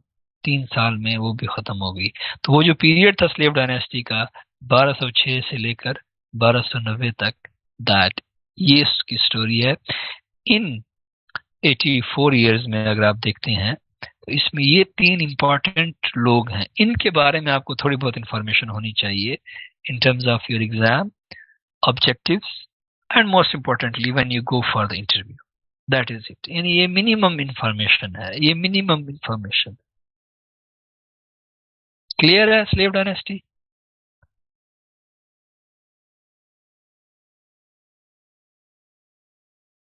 Wonderful. ये स्लेव डायनेस्टी का इंडिया है, जिसमें देखिए हमारी सल्तनत का, देखिए कितनी बड़ी सल्तनत कायम कर दी है स्लेव डायनेस्टीज ने, यानी इन इन लोगों ने। बट ये दो मार्क्स देखिएगा कि आज का पाकिस्तान और जब हमने डिमांड किया था, ये अंडर मुस्लिम रूल थे, अंडर मुस्लिम रूल। मैं जरा आपको बैक ले जाना चाहूंगा। देखिए ये पाकिस्तान आप देख रहे हैं, ये है पाकिस्तान, यानी ये एरिया इस्लाम के हवाले से इरम, आई होप अगर फोन पे आप देख रहे हो तो शायद it may not be visible, बाज़ औक़ात कुछ वो कंपैटिबिलिटी का इशू आ जाता है। अगर आपने स्मार्ट डिवाइस किसी फोन पे देख रहे हैं, maybe you may not be able to see the maps, I can understand that. But जो देख सक रहे हैं उनके लिए, देखिए ये पाकिस्तान का एरिया है, और एंड दिस इज बाय 1030। तो 1940 में हमारे जब करारदाद पाकिस्तान पेश होती है तो उन्होंने कहा कि इस इलाके पे हमें पाकिस्तान बना दें, because for the previous 1000 years we have been ruling here and our ancestors were justified by the way. अब देखिए ना, ये by 1030 these were Muslim lands conquered by Muslims, Islam was spreading here। 1940 में जब आप करारदाद पाकिस्तान लाहौर में पेश करते हैं तो आपने कहा कि यहाँ पे क्यों, क्योंकि we had been ruling here for the last 1000 years। Muslim को इस इलाकों में 1000 साल से ज्यादा का अरसा हो चुका था। इफ यू इंक्लूड सिंध, फिर तो काफी ज्यादा टाइम हो चुका। सो यहाँ पे भी यही कंटेक्स्ट है कि ये आपका मतलब ईस्टर्न इंडिया है, आज का बांग्लादेश है। तो ये, और यहाँ पे फिर आज आप देखिए कि मुस्लिम मेजॉरिटी स्टैब्लिश हो चुकी है। ये वो एरिया था जहाँ पे मुस्लिम मेजॉरिटी स्टैब्लिश नहीं हो चुकी, क्योंकि this was the heart land of Hindu religion. ये देखिए ना, गंजीज और यमुना, गंगा जमुना के दो दरिया, यहाँ पे उनकी बड़ी इंपॉर्टेंट क्रिटिकल सिविलाइजेशन है ना, हिंदू मजहब के हवाले से अगर आप देखते हैं उसकी जो ग्रोथ और उसकी जो एक्सपेंशन है वो इस एरिया में बड़ी ज्यादा हुई, और बड़ा यहाँ पे स्ट्रिक्ट, यहाँ पे बड़ा इनकी एडहेरेंस पाई जाती है। ठीक हो गया। यानी ये गंजीज अगर आप देख रहे हैं या ये यमुना, ये दोनों दरिया उनके मजहब के हवाले से बड़े क्रिटिकल हैं, बड़े इंपॉर्टेंट हैं। तो यहाँ पे मुस्लिम मेजॉरिटी स्टेब्लिश नहीं हो पाई। पर इसके अलावा सारे इंडिया में आप देखेंगे कि मुस्लिम पॉकेट्स में ही है, यानी इस तरह से नहीं है कि इस तरह से आज के यहाँ पे मेजॉरिटी मुस्लिम या बंगाल में मेजॉरिटी मुस्लिम, वो वाली मेजॉरिटीज, एब्सोल्यूट मेजॉरिटीज हैं, वो फिर इन पॉकेट्स में मुसलमानों को वैसे नहीं मिल पाए। ठीक हो गया जी।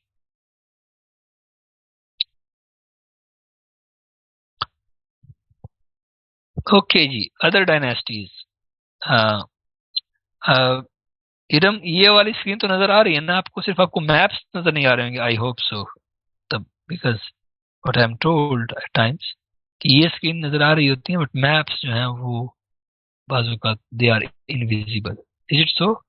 ओके, वो मैप्स होते हैं, वो वैसे भी आपको स्लाइड्स मिल गई हैं, सो यू कैन।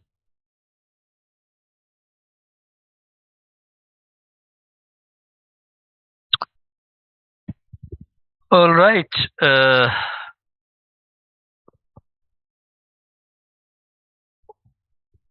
खिलजी डायनेस्टी। अब देखिए रूल अंपायर कौन सा चल रहा है?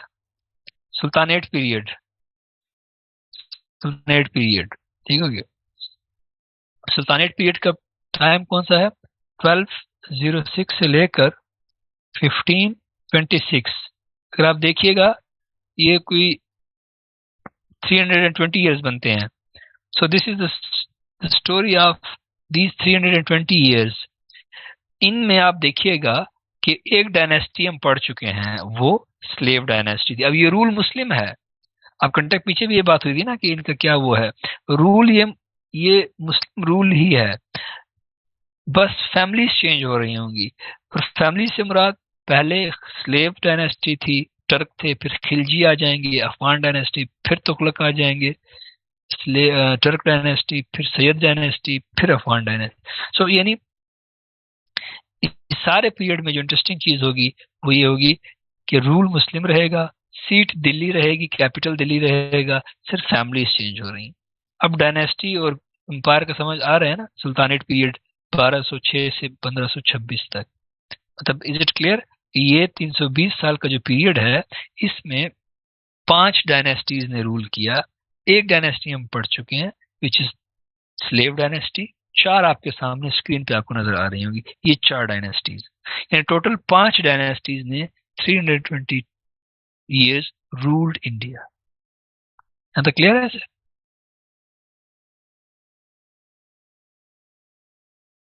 यस। नहीं, वो 1206 से 1290 तक सिर्फ एक डायनेस्टी है, slave dynasty Fatima, with in the sultanate period, with in the sultanate period. नहीं, गजनवाइड थे ही नहीं ना, तो वो डायनेस्टी। लेकिन उन्होंने तो इंडिया पे वैसा रूल ही नहीं किया ना मोहम्मद फैसल, जिस कंटेक्स में हम बात अभी कर रहे हैं। वो तो लाहौर तक महदूद थे, लाहौर में थोड़ा सा वो कंसंट्रेट हुए आखिर में, उसके बाद यहाँ से भी निकल गए थे।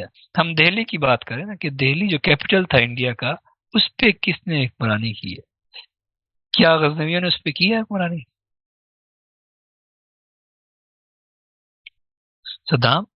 अगर आप पिछली स्लाइड देखिए, 1206 से लेकर 1290 तक 84 ईयर्स बनते हैं। सो दैट्स द रूल, उनका पीरियड बनता है।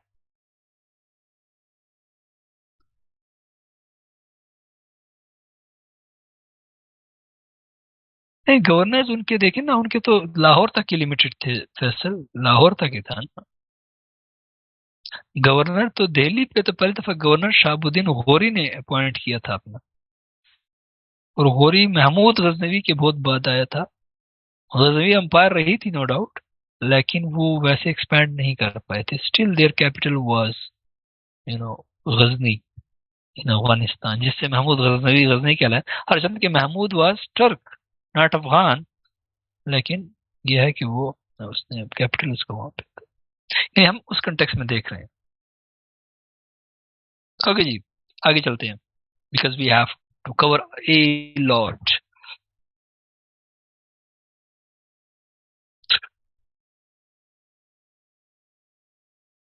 ओके,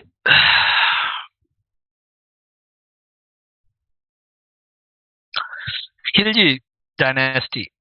अगर आप खिलजी डायनेस्टी का पीरियड देखिए, 1290 से लेकर 1320 तक, यानी 30 इयर्स का पीरियड बनता है खिलजी डायनेस्टी का। Khilji, and the founder of the dynasty was Sultan Jalaluddin Firoz Khilji. He is the founder sort of, ठीक, जिसने फाउंड। ऑब्जेक्टिव्स में फाउंडर का पूछा जा सकता है कि हु फाउंडेड विच डायनेस्टी। इस तरह से slave dynasty was founded by Qutbuddin Aibak, established by Qutbuddin Aibak. Khilji dynasty was established by Sultan Jalaluddin Feroz Khilji. And the founder, अगर आप देखिए यहाँ पे, आप देख रहे हैं इस सेकंड कॉलम में आपको डायनेस्टी का पीरियड नजर आ रहा होगा कि इस सारी डायनेस्टी का पीरियड कितना है, 1290 से लेकर 1320 तक।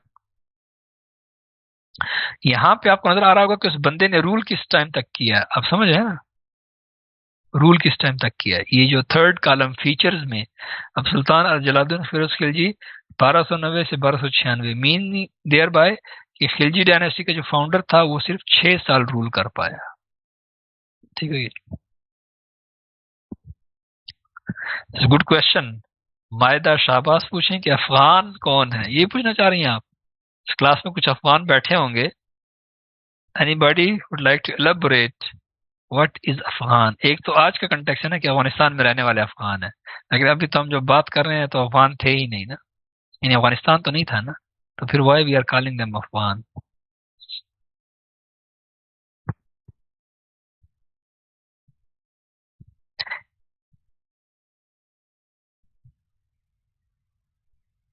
यस, आपने पठान, पश्तून, अफगान, ये तीनों इंटरचेंजेबली यूज होते हैं तारीख में, इंटरचेंजेबली यूज होते हैं। पश्तो स्पीकिंग, यस, पश्तून, पठान, अफगान, ये तीनों जो हैं ये इंटरचेंजेबली यूज होते हैं।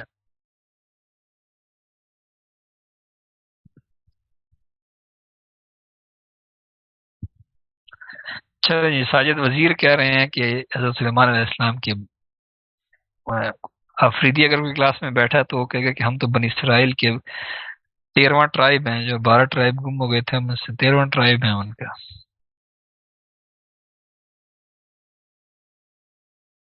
या ठीक है, अफगान ने, मैं ही कह रहा हूँ ना कि अफगान पश्तून भी है, लेकिन पश्तून अफगान भी है।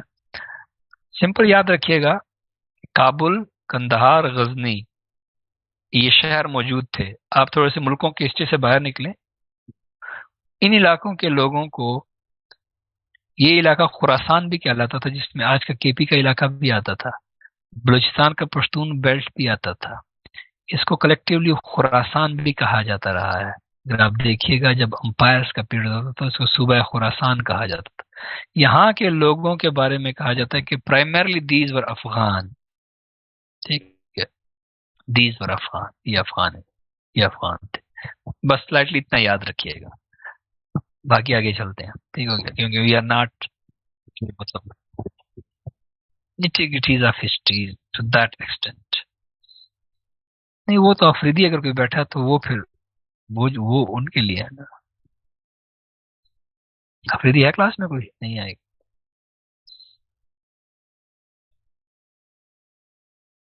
ऑलराइट,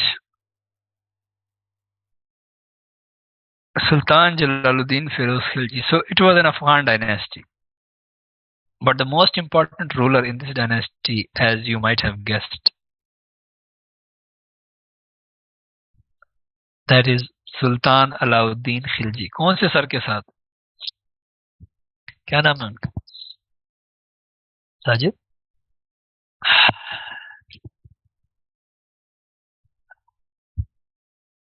साद के साथ? चलें फिर। आप नहीं, आपको पता है ना, अफरीदी जब मिलते हैं शोलोम कहते हैं।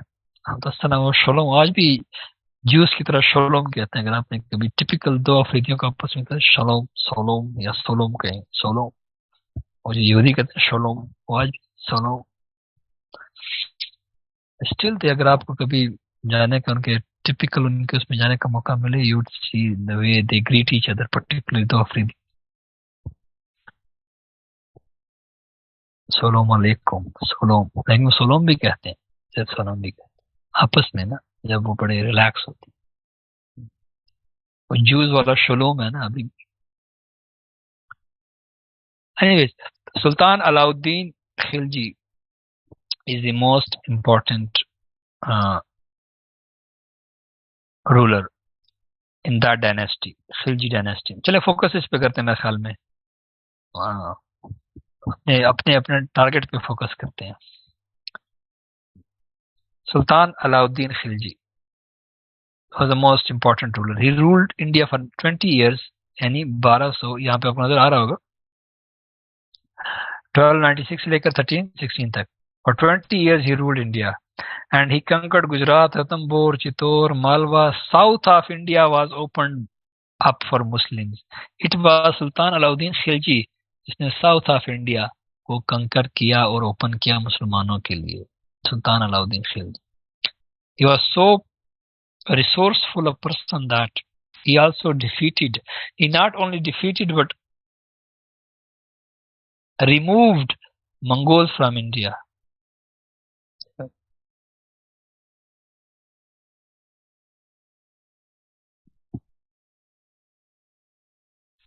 And since he also conquered so many Hindu territories, he is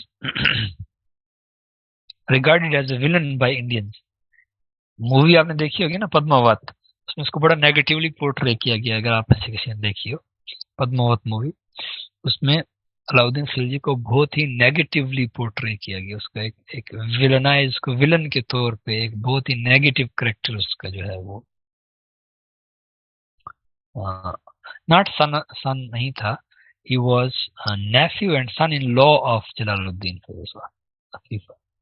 उसका भतीजा भी था और उसका दामाद भी था, son in law and nephew and son. या सो सो अगर आपने मूवी पद्मावत शायद किसी ने देखी हो, या अभी रमजान है, आप लोग नहीं बताना चाह रहे, एनीवेज किसी ने जरूर देखी होगी।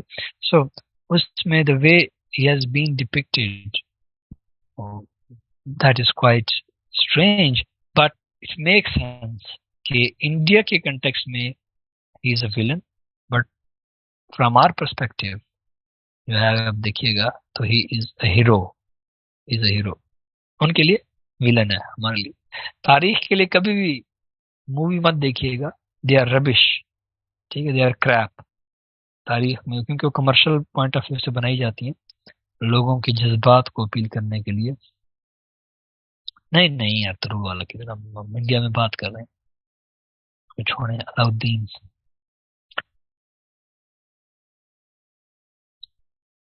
सो अलाउद्दीन वो सुल्जूक था, ये खिलजी हैं, वो टर्क थे, ये अफगान है। ओके जी। एक तो यार तरुल ने चला के ना मेरे लिए मसले बड़े पैदा कर दिए हैं, lighter note. Okay, so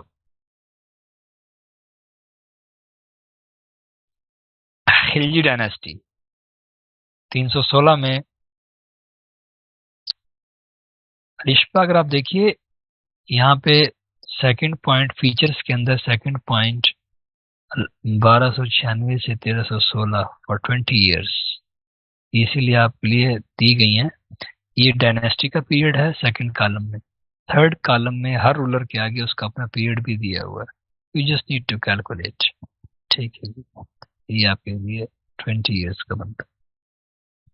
this is just to help you understand and read, when you revise it and when you do it, तो आप इसको समझ सकते हैं। अलाउद्दीन खिलजी के बाद एक कमजोर सा हुक्मरान आया, and you know power does not like weak people, power does not like vacuum. If you are weak in the big saga of power politics, you would be removed. So फिर एक रूलर, वीक से ruler आए and they were removed, and yes, क्योंकि वो important ruler नहीं थे ना, उनको भी क्या वो करना। जूना खान उसका नाम था, टाइटल उसका अलाउद्दीन था। यानी बाज़ औक़ात अगर पूछा जाता है कि जूना खान किसका टाइटल था, तो you should just know okay Alauddin Khilji का नाम जो था।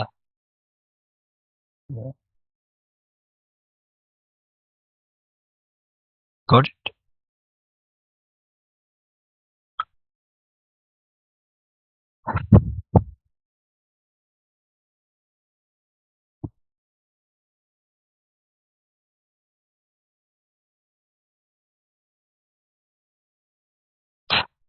ओके जी।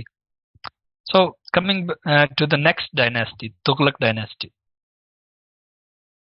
देखिए मैं आपसे कह रहा हूँ, हम हिस्ट्री नहीं पढ़ रहे, हम पाकिस्तान अफेयर्स पढ़ रहे हैं, और ये भी मैं आपको जनरली एक और व्यू दे रहा हूँ ताकि हम लोग जब बाद में रेफर बैक करें तो आपके पास इनका एक आइडिया होना चाहिए। Tughlaq dynasty, next Turk dynasty, इसका पीरियड 320 से 1414 तक बनता है, ठीक हो गया जी। यानी ये अगले आप देखिएगा तो 96 years this dynasty ruled India, and the founder was Ghiyasuddin Tughlaq. Ghiyasuddin Tughlaq was the founder, and he ruled from 1320 से लेकर 1325 तक, 5 साल तक। But the most important and critical ruler अगर आप देखते हैं तो that was Sultan Mohammad Tughlaq, 1355 से लेकर 1351 तक। यानी नेक्स्ट 25 ईयर्स इसने रूल किया था, जो सुल्तान मोहम्मद तुगलक था। मैंने आपसे पहले भी ये गुजारिश की थी कि ऑब्जेक्टिव्स के पॉइंट ऑफ व्यू से बाज़ औक़ात फाउंडर्स की जो डेट होती है, या कि who was the founder of which dynasty, ये पूछा जा सकता है, या उसका पीरियड क्या था ये पूछा जा सकता है, टू मेक थिंग्स कॉम्प्लिकेटेड। तो आपको सिर्फ फाउंडर पे फोकस करना है, और most important ruler of that dynasty पे फोकस करना है, ठीक है जी। यानी जैसे हमने खिलजी डायनेस्टी में देखा कि Sultan Alauddin Khilji was the most important ruler, इसी तरह से अगर आप तुगलक डायनेस्टी में देखते हैं तो Sultan Mohammad Tughlaq was the most important ruler.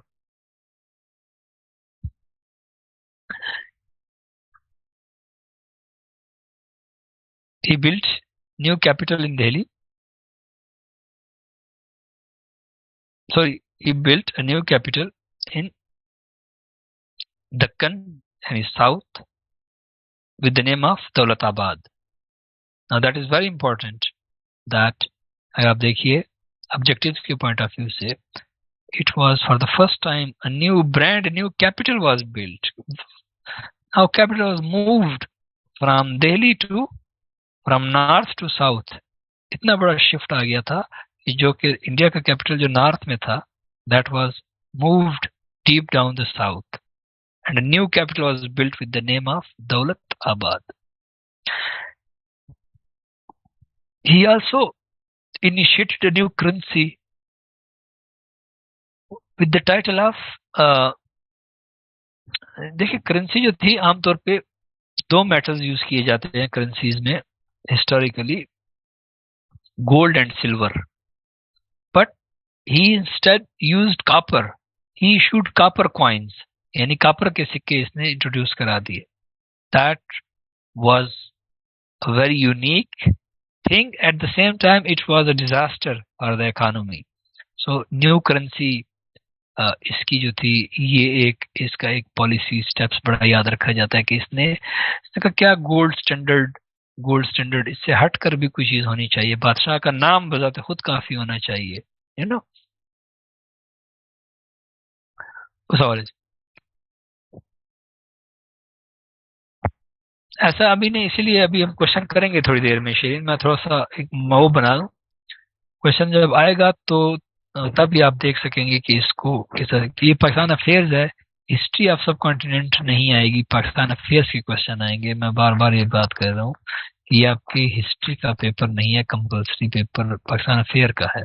History का पेपर आपका ऑप्शनल होता है जिसमें आपने एक आध हिस्ट्री भी चूज करनी होती है अगर आप चाहते हैं. उसमें डिफरेंट नेचर होगी, वो पढ़ाया भी डिफरेंट स्टाइल से जाता है.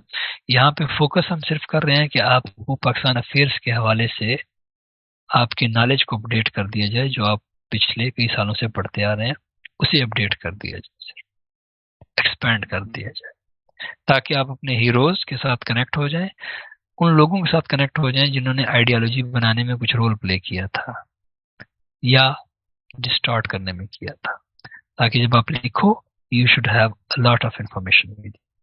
That is the idea behind that, from the Pakistan affairs perspective, not from the history of subcontinent. वो तो फिर पता नहीं, बहुत ही बड़ी है वो तो. फिर हम तो शुरू ही 712 से कर रहे हैं, हिस्ट्री ऑफ सबकॉन्टिनेंट तो थाउजेंड्स ऑफ इयर्स है. फिर गेटिंग माय पॉइंट, हम बड़ा इसको लिमिट होकर और बड़ा टू द पॉइंट होकर समझना चाहिए. So these two important measures, new capital, new currency, ये आपने याद रखना है. पूछा जा सकता है कि which Muslim ruler built a new capital? It was Sultan Muhammad Tughlaq. Which ruler issued new copper coins, new currency? It was Muhammad. इस तरह के क्वेश्चन ऑब्जेक्टिव्स में पूछे जा सकते हैं. ऑब्जेक्टिव्स, ठीक है जी.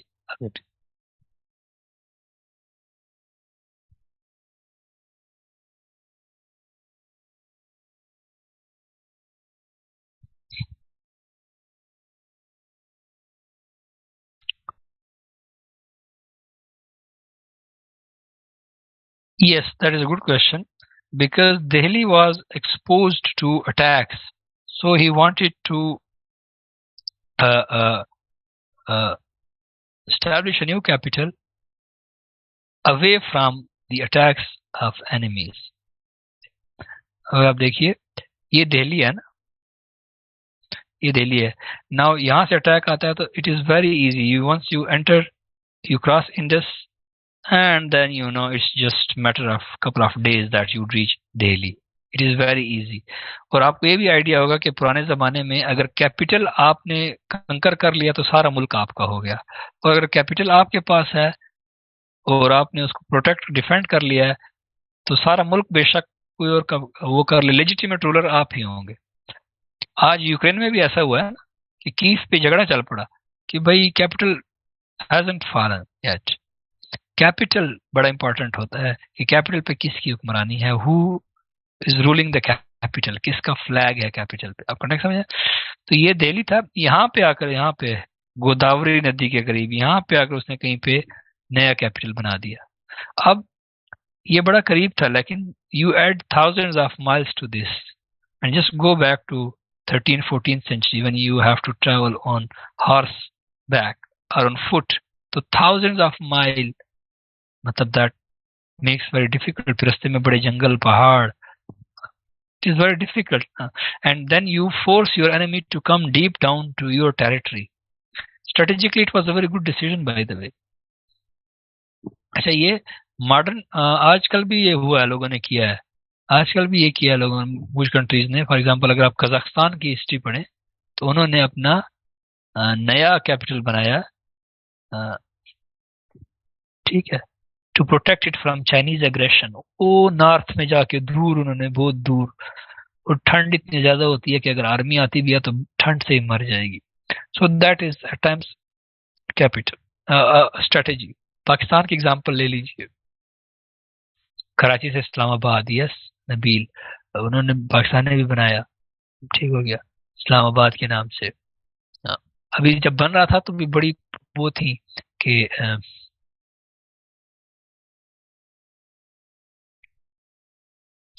किस तरह से ये एक वो था,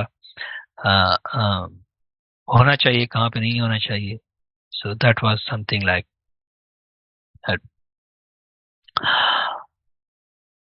अब अगर आप देखिए तुगलक डायनेस्टी के हवाले से अगर हम बात करें तो एक, यानी इसमें Firoz Shah Tughlaq was someone who was who replaced, yeah, who followed the Muhammad Tughlaq. Nothing interesting happened until India was invaded by Amir Taimur। तमरलेन जिसके नाम से आप जहाँ जानते होंगे, तमरलेन, अमीर तैमूर इन्वेजन 1398। अमीर तैमूर, ये आपके ऑब्जेक्टिव्स के पॉइंट ऑफ व्यू से और ओवरऑल आपकी हिस्ट्री के हवाले से बड़ा इंपॉर्टेंट इवेंट है कि you should know what happened in 1398। Amir Timur invaded India. Now Amir Timur was another Turk ruler and he established a very huge empire in modern day, मतलब आजकल के सेंट्रल एशिया में। समरकंद और बुखारा का नाम सुना होगा आपने, ये उसके कैपिटल सिटीज थे, समरकंद और बुखारा मेट्रोपोलिस थे उसके। He built a very huge empire. उसके एम्पायर में Samarkand, Bukhara, Central Asia, Iran, Afghanistan, even Russia के कुछ एरियाज, यानी बहुत ही एक वास्ट एम्पायर उसने बिल्ड कर दी थी। And then India of course in 1398 he invaded India, he conquered it, he destroyed it, and he went back. Now he was also Muslim ruler,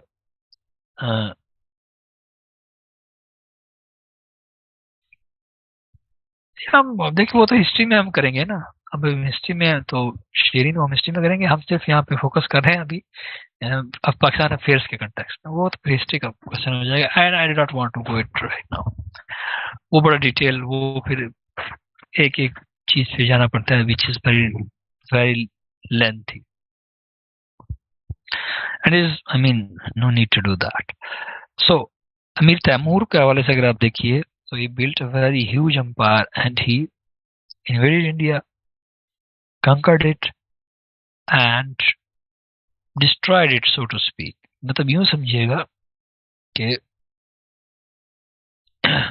यूं समझिएगा कि इंडिया में जो मुस्लिम रूल स्टैब्लिश हुआ था उसको बहुत बड़ी जो एक डैमेज करने वाला बंदा था वो भी एक और मुसलमान था, अमीर तैमूर या तमरलेन।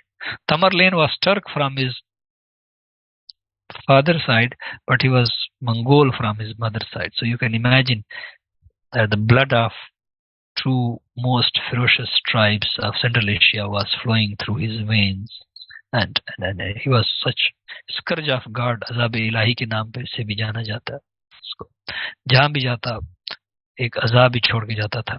And then he decided to visit India, and he came to India that is where the problem began. He destroyed the Muslim rule. थोड़ा बहुत जो था उसको डिस्ट्रॉय कर दिया. And he went back. आया, he conquered, he destroyed and he went back. लेकिन important क्यों है कि ऑब्जेक्टिव्स के पॉइंट ऑफ व्यू से आपसे पूछा जा सकता है कि when did Amir Timur invade India? It was 1398. 1398. ठीक है, 1398. और इसको क्यों मेंशन इसलिए भी हम कर रहे हैं कि 1398 यानी ऑलमोस्ट 1400 होगा ये कि 100 साल बाद इसका पोता आएगा, वो कहेगा कि इंडिया तो है ही मेरा. ज़हीरुद्दीन बाबर वो कहेगा कि मेरा ग्रैंडफादर मेरे लिए कंकर कर गया था, इंडिया इज माइन. या ही लूटेड इंडिया, ही लूटेड. वो लूट मार तो वो तो बादशाहों के उस टाइम की वो होती ही थी, वो तो नेचुरल थी. सो लूट मार तो नेचुरल थी, वो तो होती ही थी, उसमें तो कोई दूसरी बात नहीं थी होती.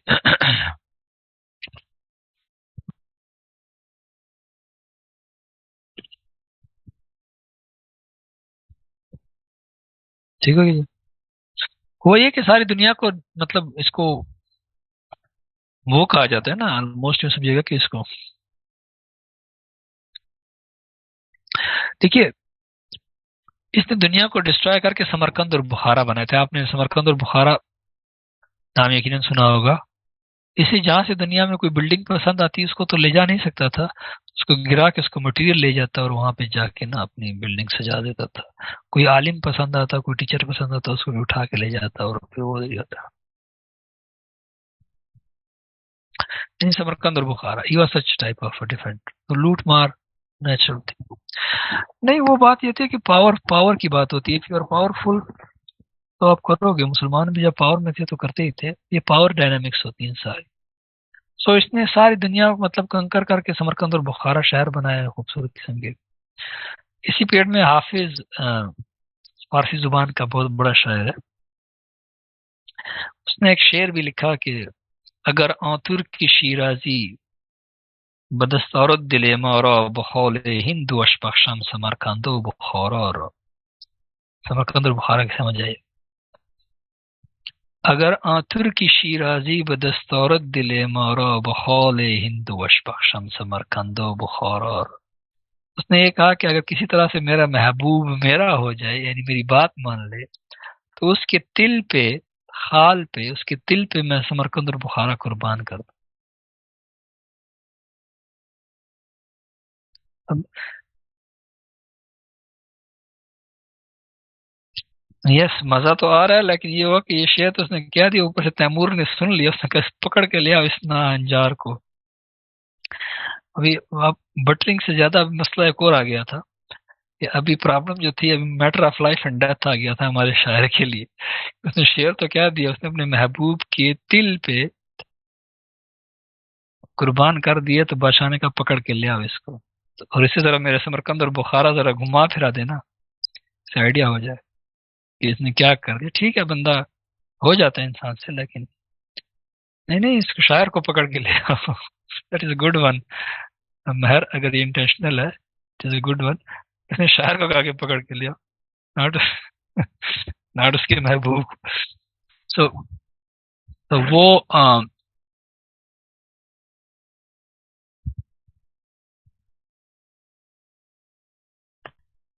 एनीवे, वो शायर जब पहुंचे, सिपाही पकड़ के ले गए, समरकंद और बुखारा दिखाया और एंड दरबार में ले गए. अब now Timur is known as killer of millions of people. तो एक बंदे के लिए तो मारना उसके लिए कुछ मसला ही नहीं था. तो उसने उसका कहा कि क्या किया तुम, मेरे समरकंद और बुखारा देखे? हाँ, मैंने सारी दुनिया डिस्ट्रॉय करके ये दो शहर बनाए हैं, और तुम वो नाहिंजार आदमी हो जिसने एक इंसान के दिल पे कुर्बान कर दिए. आई मीन, लिमिट होती.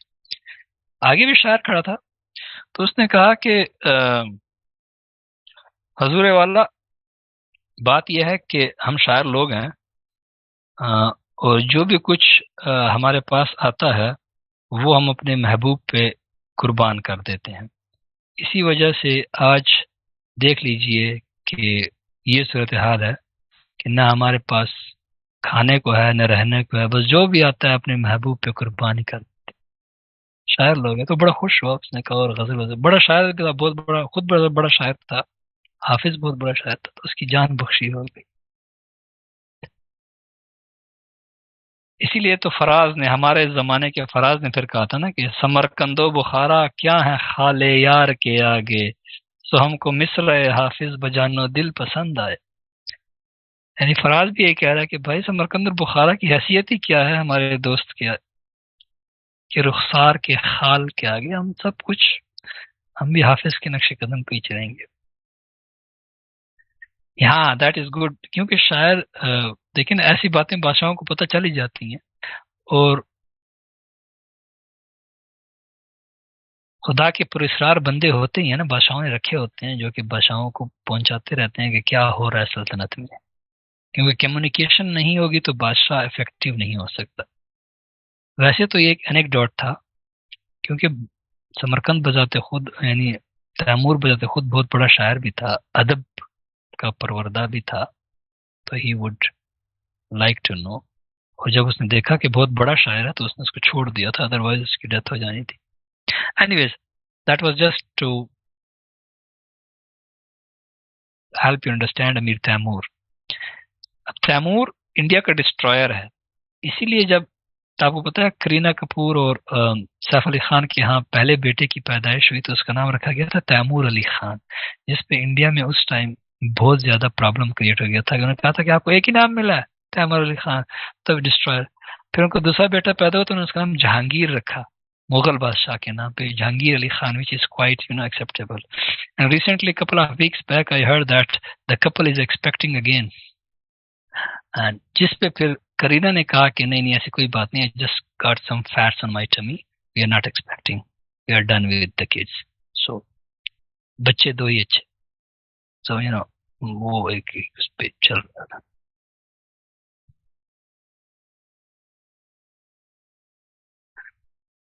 नहीं प्रिडिक्ट नहीं किया ना वो, मतलब वो फिर क्या था कि शायद उसका नाम फिर कुछ औरंगजेब रखते हैं या आलमगीर अली खान रख देंगे, कुछ तो होगा, but that was okay. So you might be thinking कि यार ये बंदा करीना को इतना वो कर रहा है, तो क्या इसको स्टॉकिंग कहेंगे, क्या कहेंगे, it's not stalking by the way, she used to be my teenage crush, that's why still teenage crush को फॉलो करना पड़ता है इंस्टा पे, इधर उधर, you have to keep a track what is happening around, still you know you never know. या okay,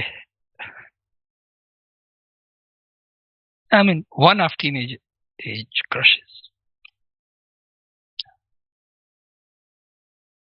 अगर आप में से कोई सिविल इंजीनियर बैठा है तो आपके लिए तो क्रश जो है वो बजरी होती है ना, तो सोच लीजिए बैठा है कोई, या जीएफ ग्राउंड फ्लोर होता है, जीएफ से ग्राउंड फ्लोर पड़ता है, जो सिविल इंजीनियर्स क्या कहते हैं उनको, आई डोंट नो। एनीवेज, अगर बैठे हैं तो ओके।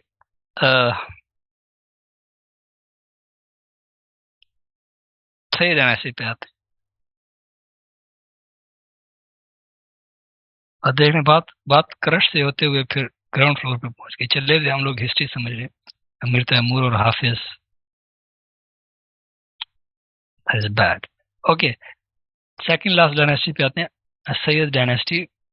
सैयद जैसे कि नाम से जाहिर हो रहा है अरब डायनेस्टी थी, एंड जो गैप आपको नजर आ रहे हैं ना बीच में, ये इंटेंशनल रखे गए हैं आपको सिर्फ ये समझाने के लिए कि ये उस पीरियड में कोई इंपॉर्टेंट इवेंट नहीं था, और which you should know about that from the perspective of Pakistan affairs. आप कंटेक्स्ट समझे ना, हिस्ट्री में शायद हो रहा हो, but from the perspective of Pakistan affairs need not to worry about anything, जो गैप्स आपको नजर आ रहे हैं।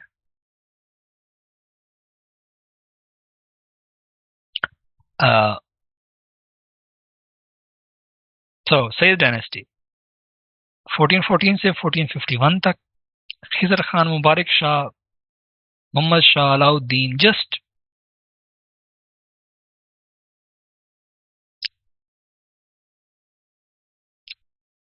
so ये just to help you to understand कि ये डायनेस्टी भी थी, गैप नहीं था, ठीक है। सो सही dynasty. The last important dynasty जो थी that was Lodi dynasty, again an Afghan dynasty. देखिए अगर आप फॉलो कर रहे हैं तो दो टर्क डायनेस्टीज आई हैं, एक अरब डायनेस्टी आई है और दो अफगान डायनेस्टी आई। एक खिलजी डायनेस्टी, एक लोधी, क्योंकि लोधी भी खुद को अफगान कहते हैं। खिलजी इस क्लास में भी अगर कोई खिलजी तो नहीं होंगे शायद बैठे हुए या बैठे हैं, खिलजी खुद को अफगान कहते हैं, लोधी भी खुद को अफगान कहते हैं, ठीक हो गया। लोधी भी खुद को अफगान कहते हैं। तो ये अफगान, और जो पर्सन वाज बहलोल लोधी, कोई भी नहीं है इनके फातिमा सैयद डायनेस्टी में, सिर्फ खिजर खान थोड़ा बहुत एम्बिशियस था, जिसने असल में हुआ ये कि मैं आपको समझाना चाहूंगा कि जब अमीर तैमूर का अटैक हुआ उसके बाद जो मुस्लिम सुल्तानेट थी वो दिल्ली और लाहौर तक महदूद हो गई थी, यानी इतनी मुख्तसर दो शहरों तक महदूद हो गई थी। सो इट वाज, क्योंकि तैमूर के इन्वेजन के बाद मुस्लिम रूल तो खत्म हुआ ही, उसका फायदा सबसे ज्यादा फिर हिंदू राजपूतों को भी हुआ, उन्होंने अपने इलाके वापस रिक्लेम कर लिए, तो मुस्लिम रूल बड़ा श्रिंक हो गया था, दिल्ली और मुल्तान और लाहौर तक फैल गया था। कंटेक्ट समझ रहे हो ना, यानी बड़ा लिमिटेड हो गया था। तो फिर उस पे खिजर खान आया, उसने शुरू की, but they were enable. Alauddin Shah को हम याद रख सकते हैं उसकी जेनरसिटी की वजह से, कि वो इतना तंग आ गया कि उसने लाहौर के गवर्नर बहलोल लोधी को बुलाया कि ये लो चाबी, ये लो तख्त और ताज, मैं अल्लाह अल्लाह करता हूँ, तुम संभालो कारोबार मुमलिकत। गालिब ने कहा था ना कि फिक्र दुनिया में सर खपाता हूँ मैं कहाँ, और तो वो भी उधर निकल गया कि मैं, मुझसे नहीं होना, तुम ही ये करो।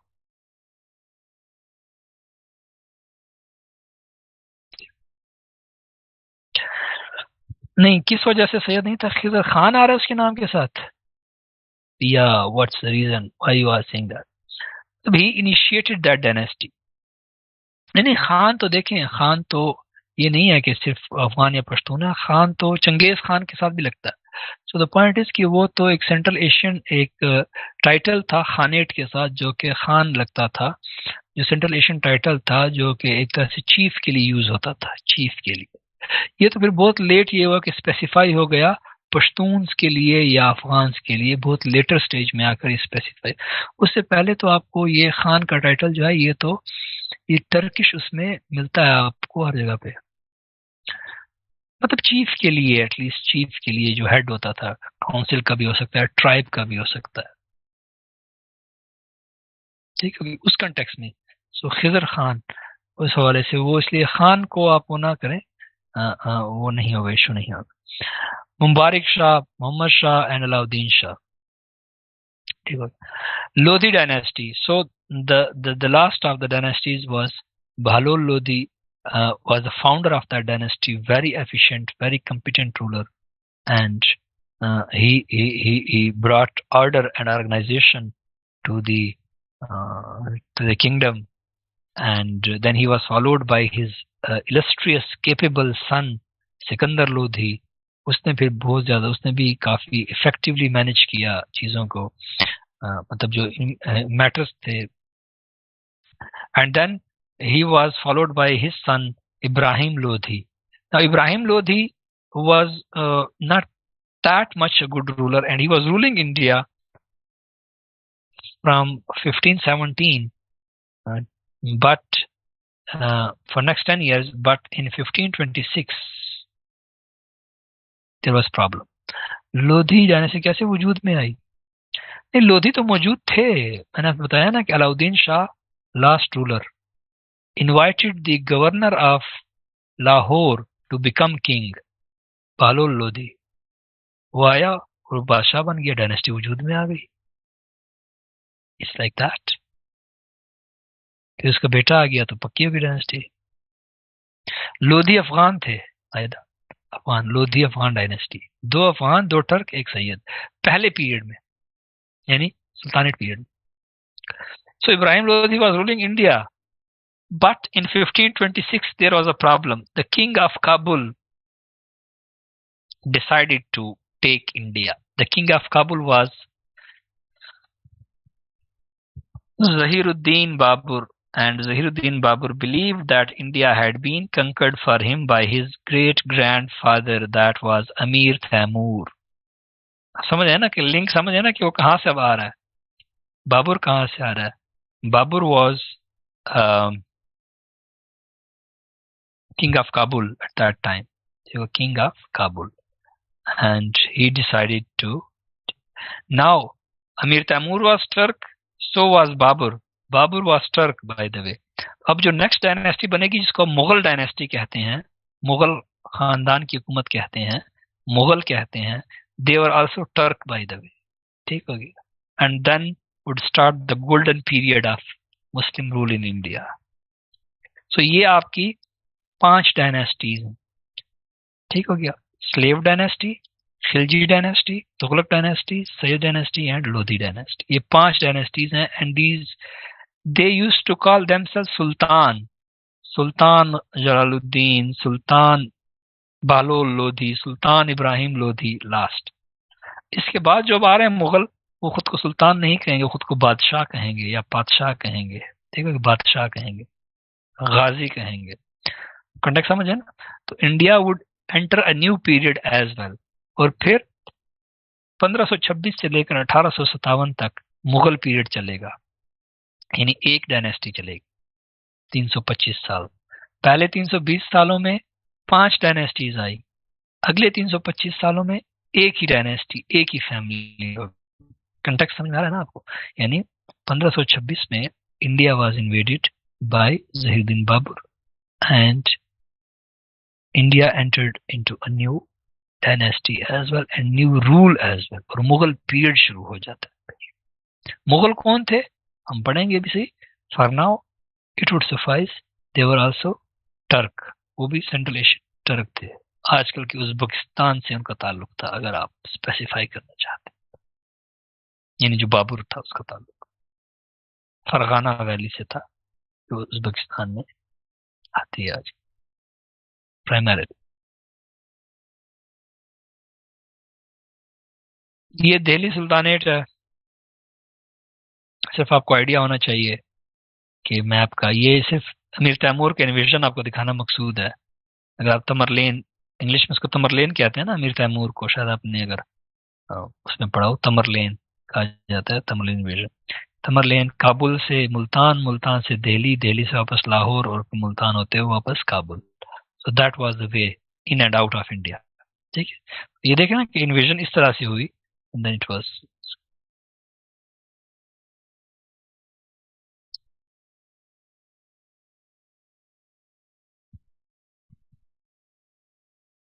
यहाँ पे बीच में आपको राजपूताना नजर आ रहा होगा. ये राजपूतों का एरिया है. Always independent, always fighting for their lands and their honours. Yes, as I told you, class में अगर बैठे हैं, be proud of your ancestors.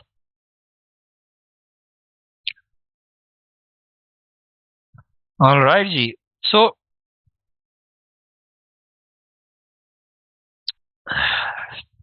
सिर्फ जहीरुद्दीन बाबर को अभी पढ़ेंगे, फिर हम रोक देंगे आज की स्लाइड्स, ताकि हम शुरू कर दें, फिनिश इसको फिर अगली क्लास में इंशाल्लाह करें. Zahiruddin Babar came to India in 1526 when India was ruled by Sultan Ibrahim Lodhi. ठीक हो गया. And in the first battle of Panipat, Zahidin Babur defeated Sultan Ibrahim Lodhi, killed him on the battlefield, and established Mughal dynasty, which ruled India 1526 से लेकर 1857 तक. Context समझ है ना. यानी पहली जो बैटल ऑफ पानीपत होती है 1526 में होती है, between Zahiruddin Babur and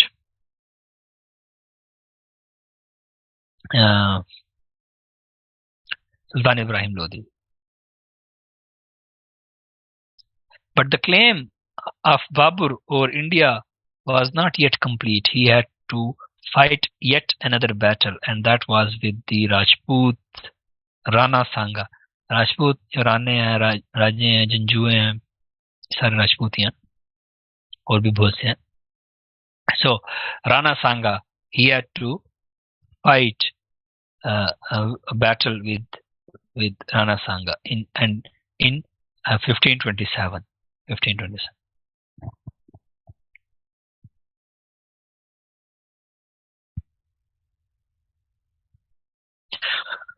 In order to motivate his army, Babar अपनी आर्मी के सामने आया, यानी जंग से पहले, और कहता है कि अभी तक हम आपस में लड़ते रहे थे, कल हम कुफार से लड़ेंगे तो या हम शहीद होंगे या गाजी बनकर लौटेंगे.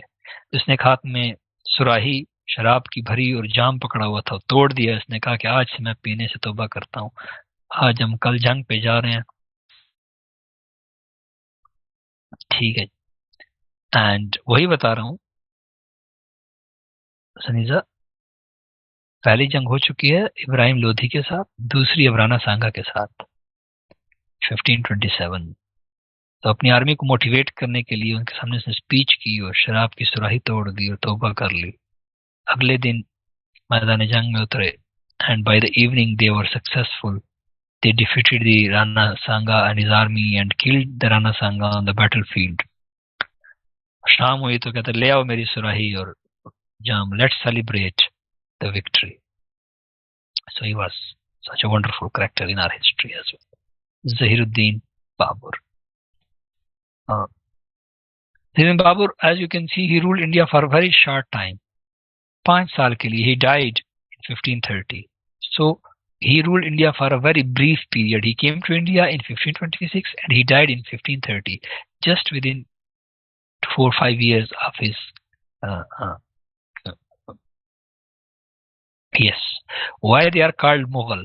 Now Mughal is a derivation of the word Mongol.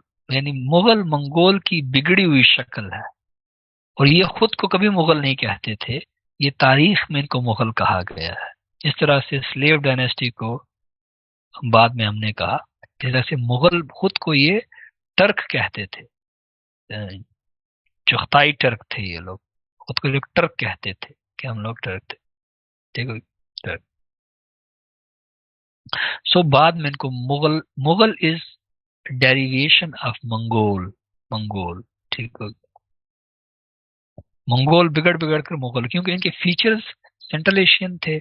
अगर आप देखिए तो वो थोड़े बहुत मंगोलाइड फीचर्स भी इनके अंदर, आईज में या रेज चीक बोन्स आ जाते थे, या लिप्स में थोड़ा सा इनका, अगर आप देखिएगा इनके टाइम की, अगर आप इनकी जो आर्ट देखिए, यूड सी कि थोड़ा सा मंगोलाइड फीचर्स इनको इनके यहाँ आपको नजर आएंगे.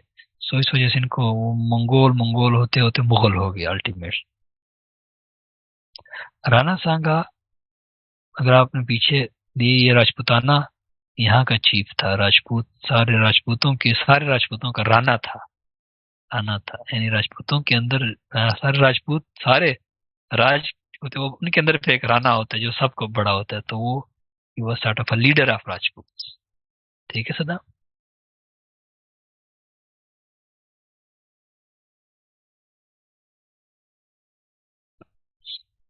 So Battle of Kanova against Rana Sangha. And Babur was a very good soldier, very good strategist, very good ruler. At the same time, he was a very good poet as well. शायरी आपने सुना होगा ना, शायरों पे आमद होती है कि वो बस अचानक इल्हाम सा होता है और वो उधर ही बैठ के लिखना शुरू कर. तो जंग में भी इसमें आमद होती, तो बस जंग रोक के घोड़े से उतरता और शायरी लिखे और फिर लड़ना शुरू कर देता. He was such a wonderful character in history. इसका एक शेर शायद आपने सुना हो.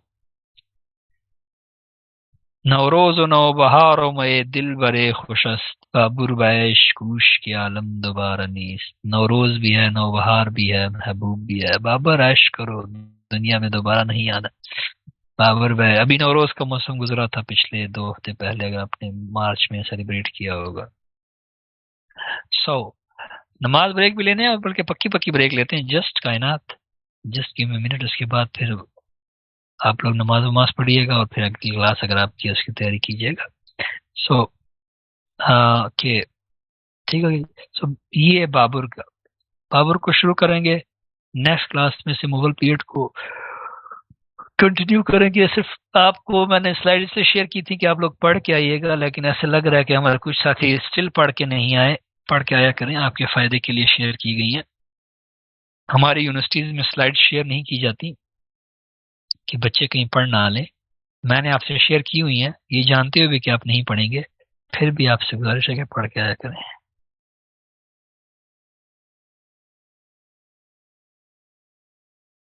बिल्कुल कर सकते थे, महबूब का जिक्र पब्लिकली कर सकते थे, शायरी में तो हो सकता है ना, अब महबूब है ना। अब किसी ने पूछा महबूब कौन है, तो हम कह सकते हैं कि यार मैं महबूब, बस उसको फिर इश्क हकीकी की तरफ मोड़ दें, कहीं और मोड़ दें, नाम नहीं ले रहे ना, वो वैसे ही बस गोल मोल सी बात कर देते। पहली बात। दूसरी बात यह है कि हाँ, हम करें तो बिल्कुल ऐसा ही है, वो तो आजकल तो हालात, हमारी सोसाइटी हो गई है थोड़ी सी बैकवर्ड हो गई है।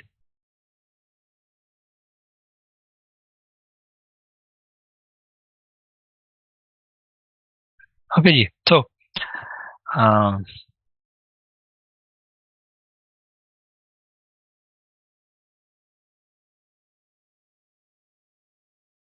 स्लाइड्स कहाँ हैं, वंडरफुल। सारी रात के अपने यूसुफ और जुलेखा का किस्सा चलता रहा, सुबह दम पूछा गया कि जुलेखा जो थी। तो पॉइंट इज कि भाई आपके तो कब से शेयर हो चुकी हैं जनाब, अभी तो पुरानी भी हो गई होंगी, सारे लोगों ने पढ़ भी लिए हैं, आपके लिए कुछ छोड़ा ही नहीं होगा उन्होंने। कुछ छोड़ा है, सारा पढ़ लिया आप लोगों ने, यार ये दे दें, शेयर करें ना, ऐसे करें। ग्रुप में ऑलरेडी है सदाम, सनम ने भी शेयर की हुई है, प्लीज गेट इट। अगर कुछ रह गया होगा, सारे इन्होंने पढ़ लिए हैं तो फिर बताइएगा, फिर ना नई स्लाइड्स। सारी एक ही है, पिछले लेक्चर वाली भी एक ही।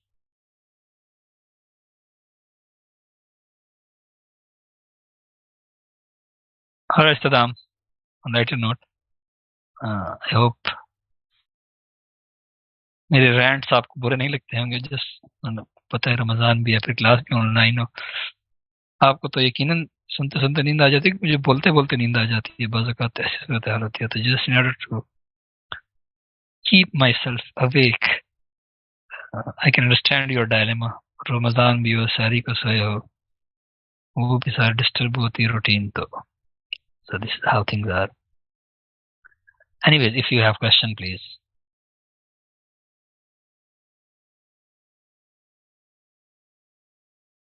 3 क्लासेस हैं, गुड गुड, बड़ी अच्छी बात है। तैयारी रखें, बस सीएसएस ऐसे ही होता है, जब तीन तीन चार चार क्लासेस होती हैं, and then you are complaining but don't complain. हाँ हाँ, दूसरी क्लास है, लें, अच्छी बात है, कोई इशू नहीं है। हाँ, कोई वो जवान लोग हैं भाई, आप लोग क्या हो गया।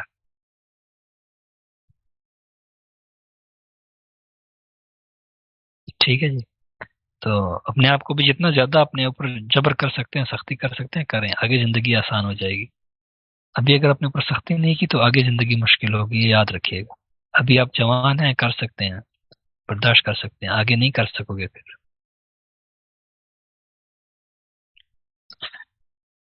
बस ये भी रिवाइज अभी करें, बाद में करें, but that is your strategy ना। जैसे अभी क्योंकि रमजान की वजह से रूटीन थोड़ी सी डिफरेंट होती है, तो जैसे ही वो होगा तो फिर ये ठीक हो जाए।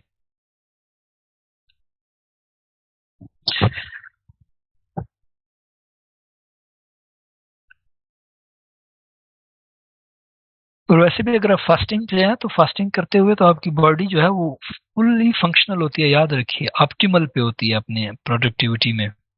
हमें ऐसा लगता है कि हम शायद भूख है या प्यासे, no.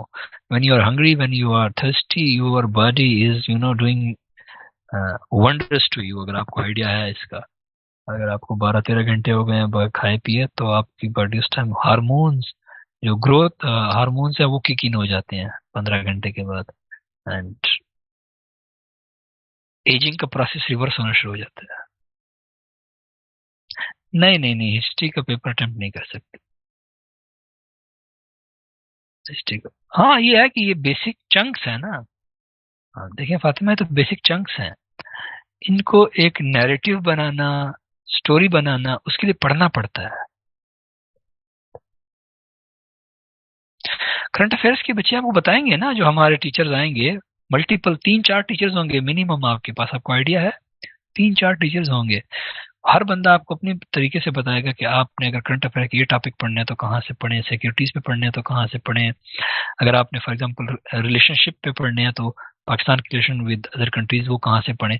So they would be telling you very good, जो they would be sharing with you very good information, techniques के कहाँ से पढ़ें और क्या पढ़ें। तो जनरली करंट अफेयर के लिए अखबार पढ़ें। मेरा तो फिर एक ही टिप है कि अखबार, और एक अखबार नहीं, 2-3-4 अखबारें पढ़ें। अभी इसमें से कोई क्वेश्चन नहीं आ सकता, लेकिन एक क्वेश्चन आया हुआ है, उसमें ये इन्फॉर्मेशन आपके काम आएगी मोहम्मद फैसल। जब हम वो वहां पहुंचेंगे तो I would share with you, और क्वेश्चन आपके सामने रख के I would also guide you कि हाउ टू अटेम्प्ट दैट। वो जब वहां पहुंचेंगे थोड़ा सा और पढ़ लेना, फिर उसके बाद बुक रिकमेंड मैंने नोवा की हुई है सनीजा। अगर आप नोवा की जो कंपेंडियम है वही की हुई है,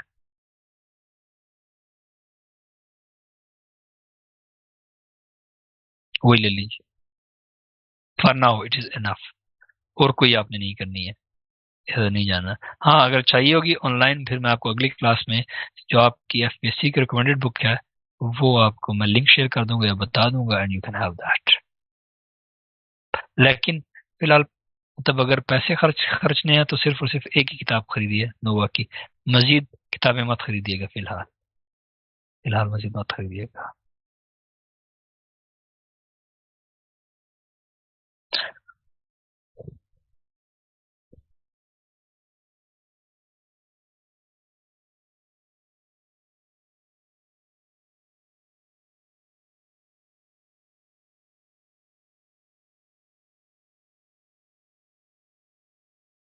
अच्छा,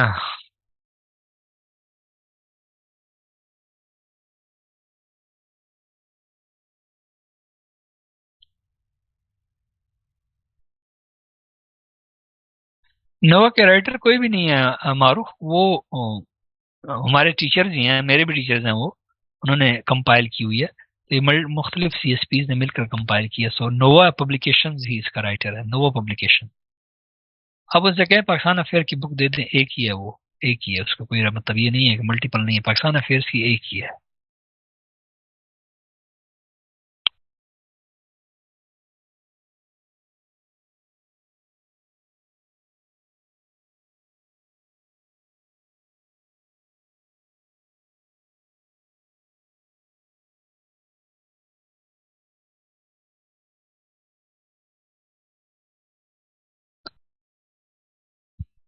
यार कॉपी पेस्ट तो देखें, अभी तो कोई भी ऐसी चीज नहीं होगी जो कॉपी पेस्ट नहीं होती, लेकिन कॉपी पेस्ट भी तरह तरीके से करनी पड़ती है, वही आपको सिखाना मकसूद है। हम और आप भी कॉपी पेस्ट ही करेंगे।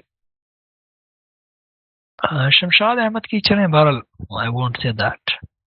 मैं पाकिस्तान अफेयर्स की बात कर रहा हूँ, उसके अंदर जो पाकिस्तान अफेयर्स का चैप्टर है मैं उसकी बात कर रहा हूँ, बाकी तो करंट अफेयर आगे आ जाता है, उस पर मैं कमेंट नहीं करना चाहूंगा। फैसल, वो आप देख लीजिए। मतलब उसके जो पहले 2 चैप्टर हैं मैं उससे इंटरेस्टेड हूँ आपके लिए, मतलब इस कंटेक्स्ट में। सदाम, सीएसएस ही क्या समझ लो, सीएसएस कह लो।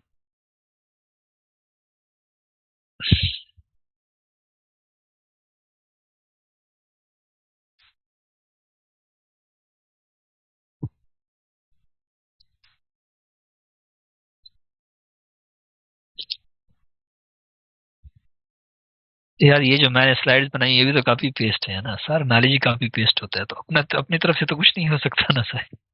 सही, समझे ना, मैं अपनी हिस्ट्री तो नहीं लिख सकता हूँ, मैंने भी किसी काफी पेस्ट ही करना है।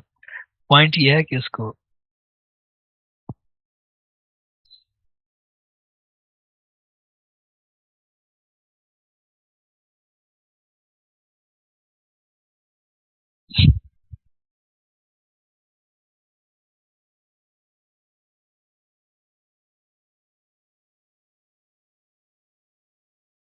इस एमआर का भी डिफरेंस नहीं है, वंडरफुल, चलें जी। चलें फिर आप उसको पढ़ लीजिए अगर आप पढ़ना चाहते हैं, तो फिर आप brief history of Pakistan by James win brand पढ़ लीजिए। अगर आप बारबरा मैक्टाफ को पढ़ लीजिए। अगर आप पढ़ना चाहते हैं, मतलब ये मैं आपको बता रहा हूँ जो मतलब पाकिस्तान के कंटेक्स्ट में ओरिजिनल जेन्युइन ऑथर्स को अगर आप पढ़ना चाहते हैं, फिर तो देखिए फिर आपका हमारा जो टारगेट ये है फैसल, कि आपका ये एक दो चैप्टर हैं उसमें से बाज़ औक़ात एक सवाल आता है, बाज़ औक़ात एक भी नहीं आता। कॉन्टेक्स्ट समझ रहे हो ना? अब आपको इन दो चैप्टर्स के लिए कितनी बुक्स दी जाए, सूटेबल क्या होगा, प्रैग्मेटिक क्या होगा, प्रैक्टिकल क्या होगा। बात ये नहीं है कि बुक्स नहीं है, बात ये है कि वो शायद इस लेवल पर अभी आपको उतनी जरूरत नहीं है, और हम आपके लिए आसान करना चाह रहे हैं कि आप पढ़ लें। अगर करना पड़ जाता है तो you are able to do it. फिर चाहे शमशाद अहमद से पढ़ते हो, चाहे फिर आप उसको नवा से पढ़ते हो, जहांगीर टाइम से पढ़ते हो, वर्ल्ड जहांगीर जो भी है, मुझे वो कितने हैं, जहां से भी पढ़ते हो।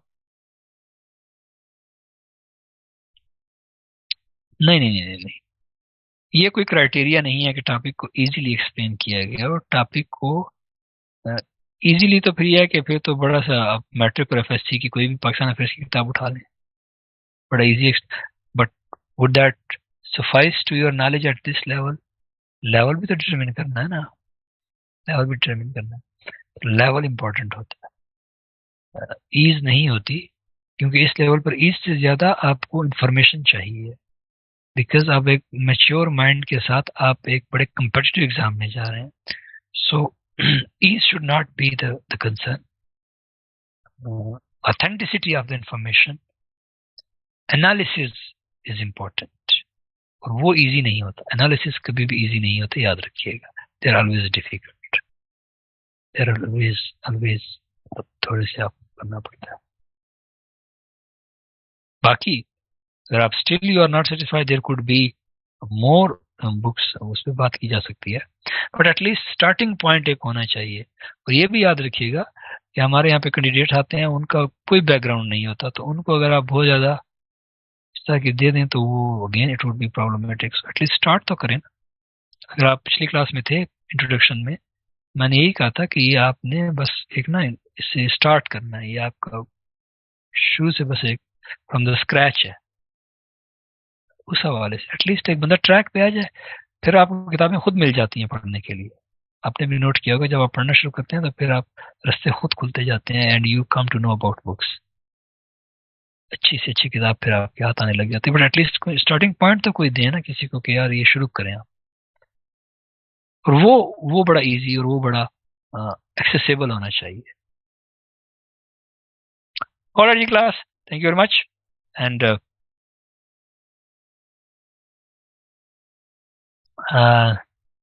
सी you in a while then. Okay, अपना ख्याल रखिएगा ढेर सारा, और खुदा हाफिज, पामाने खुदा।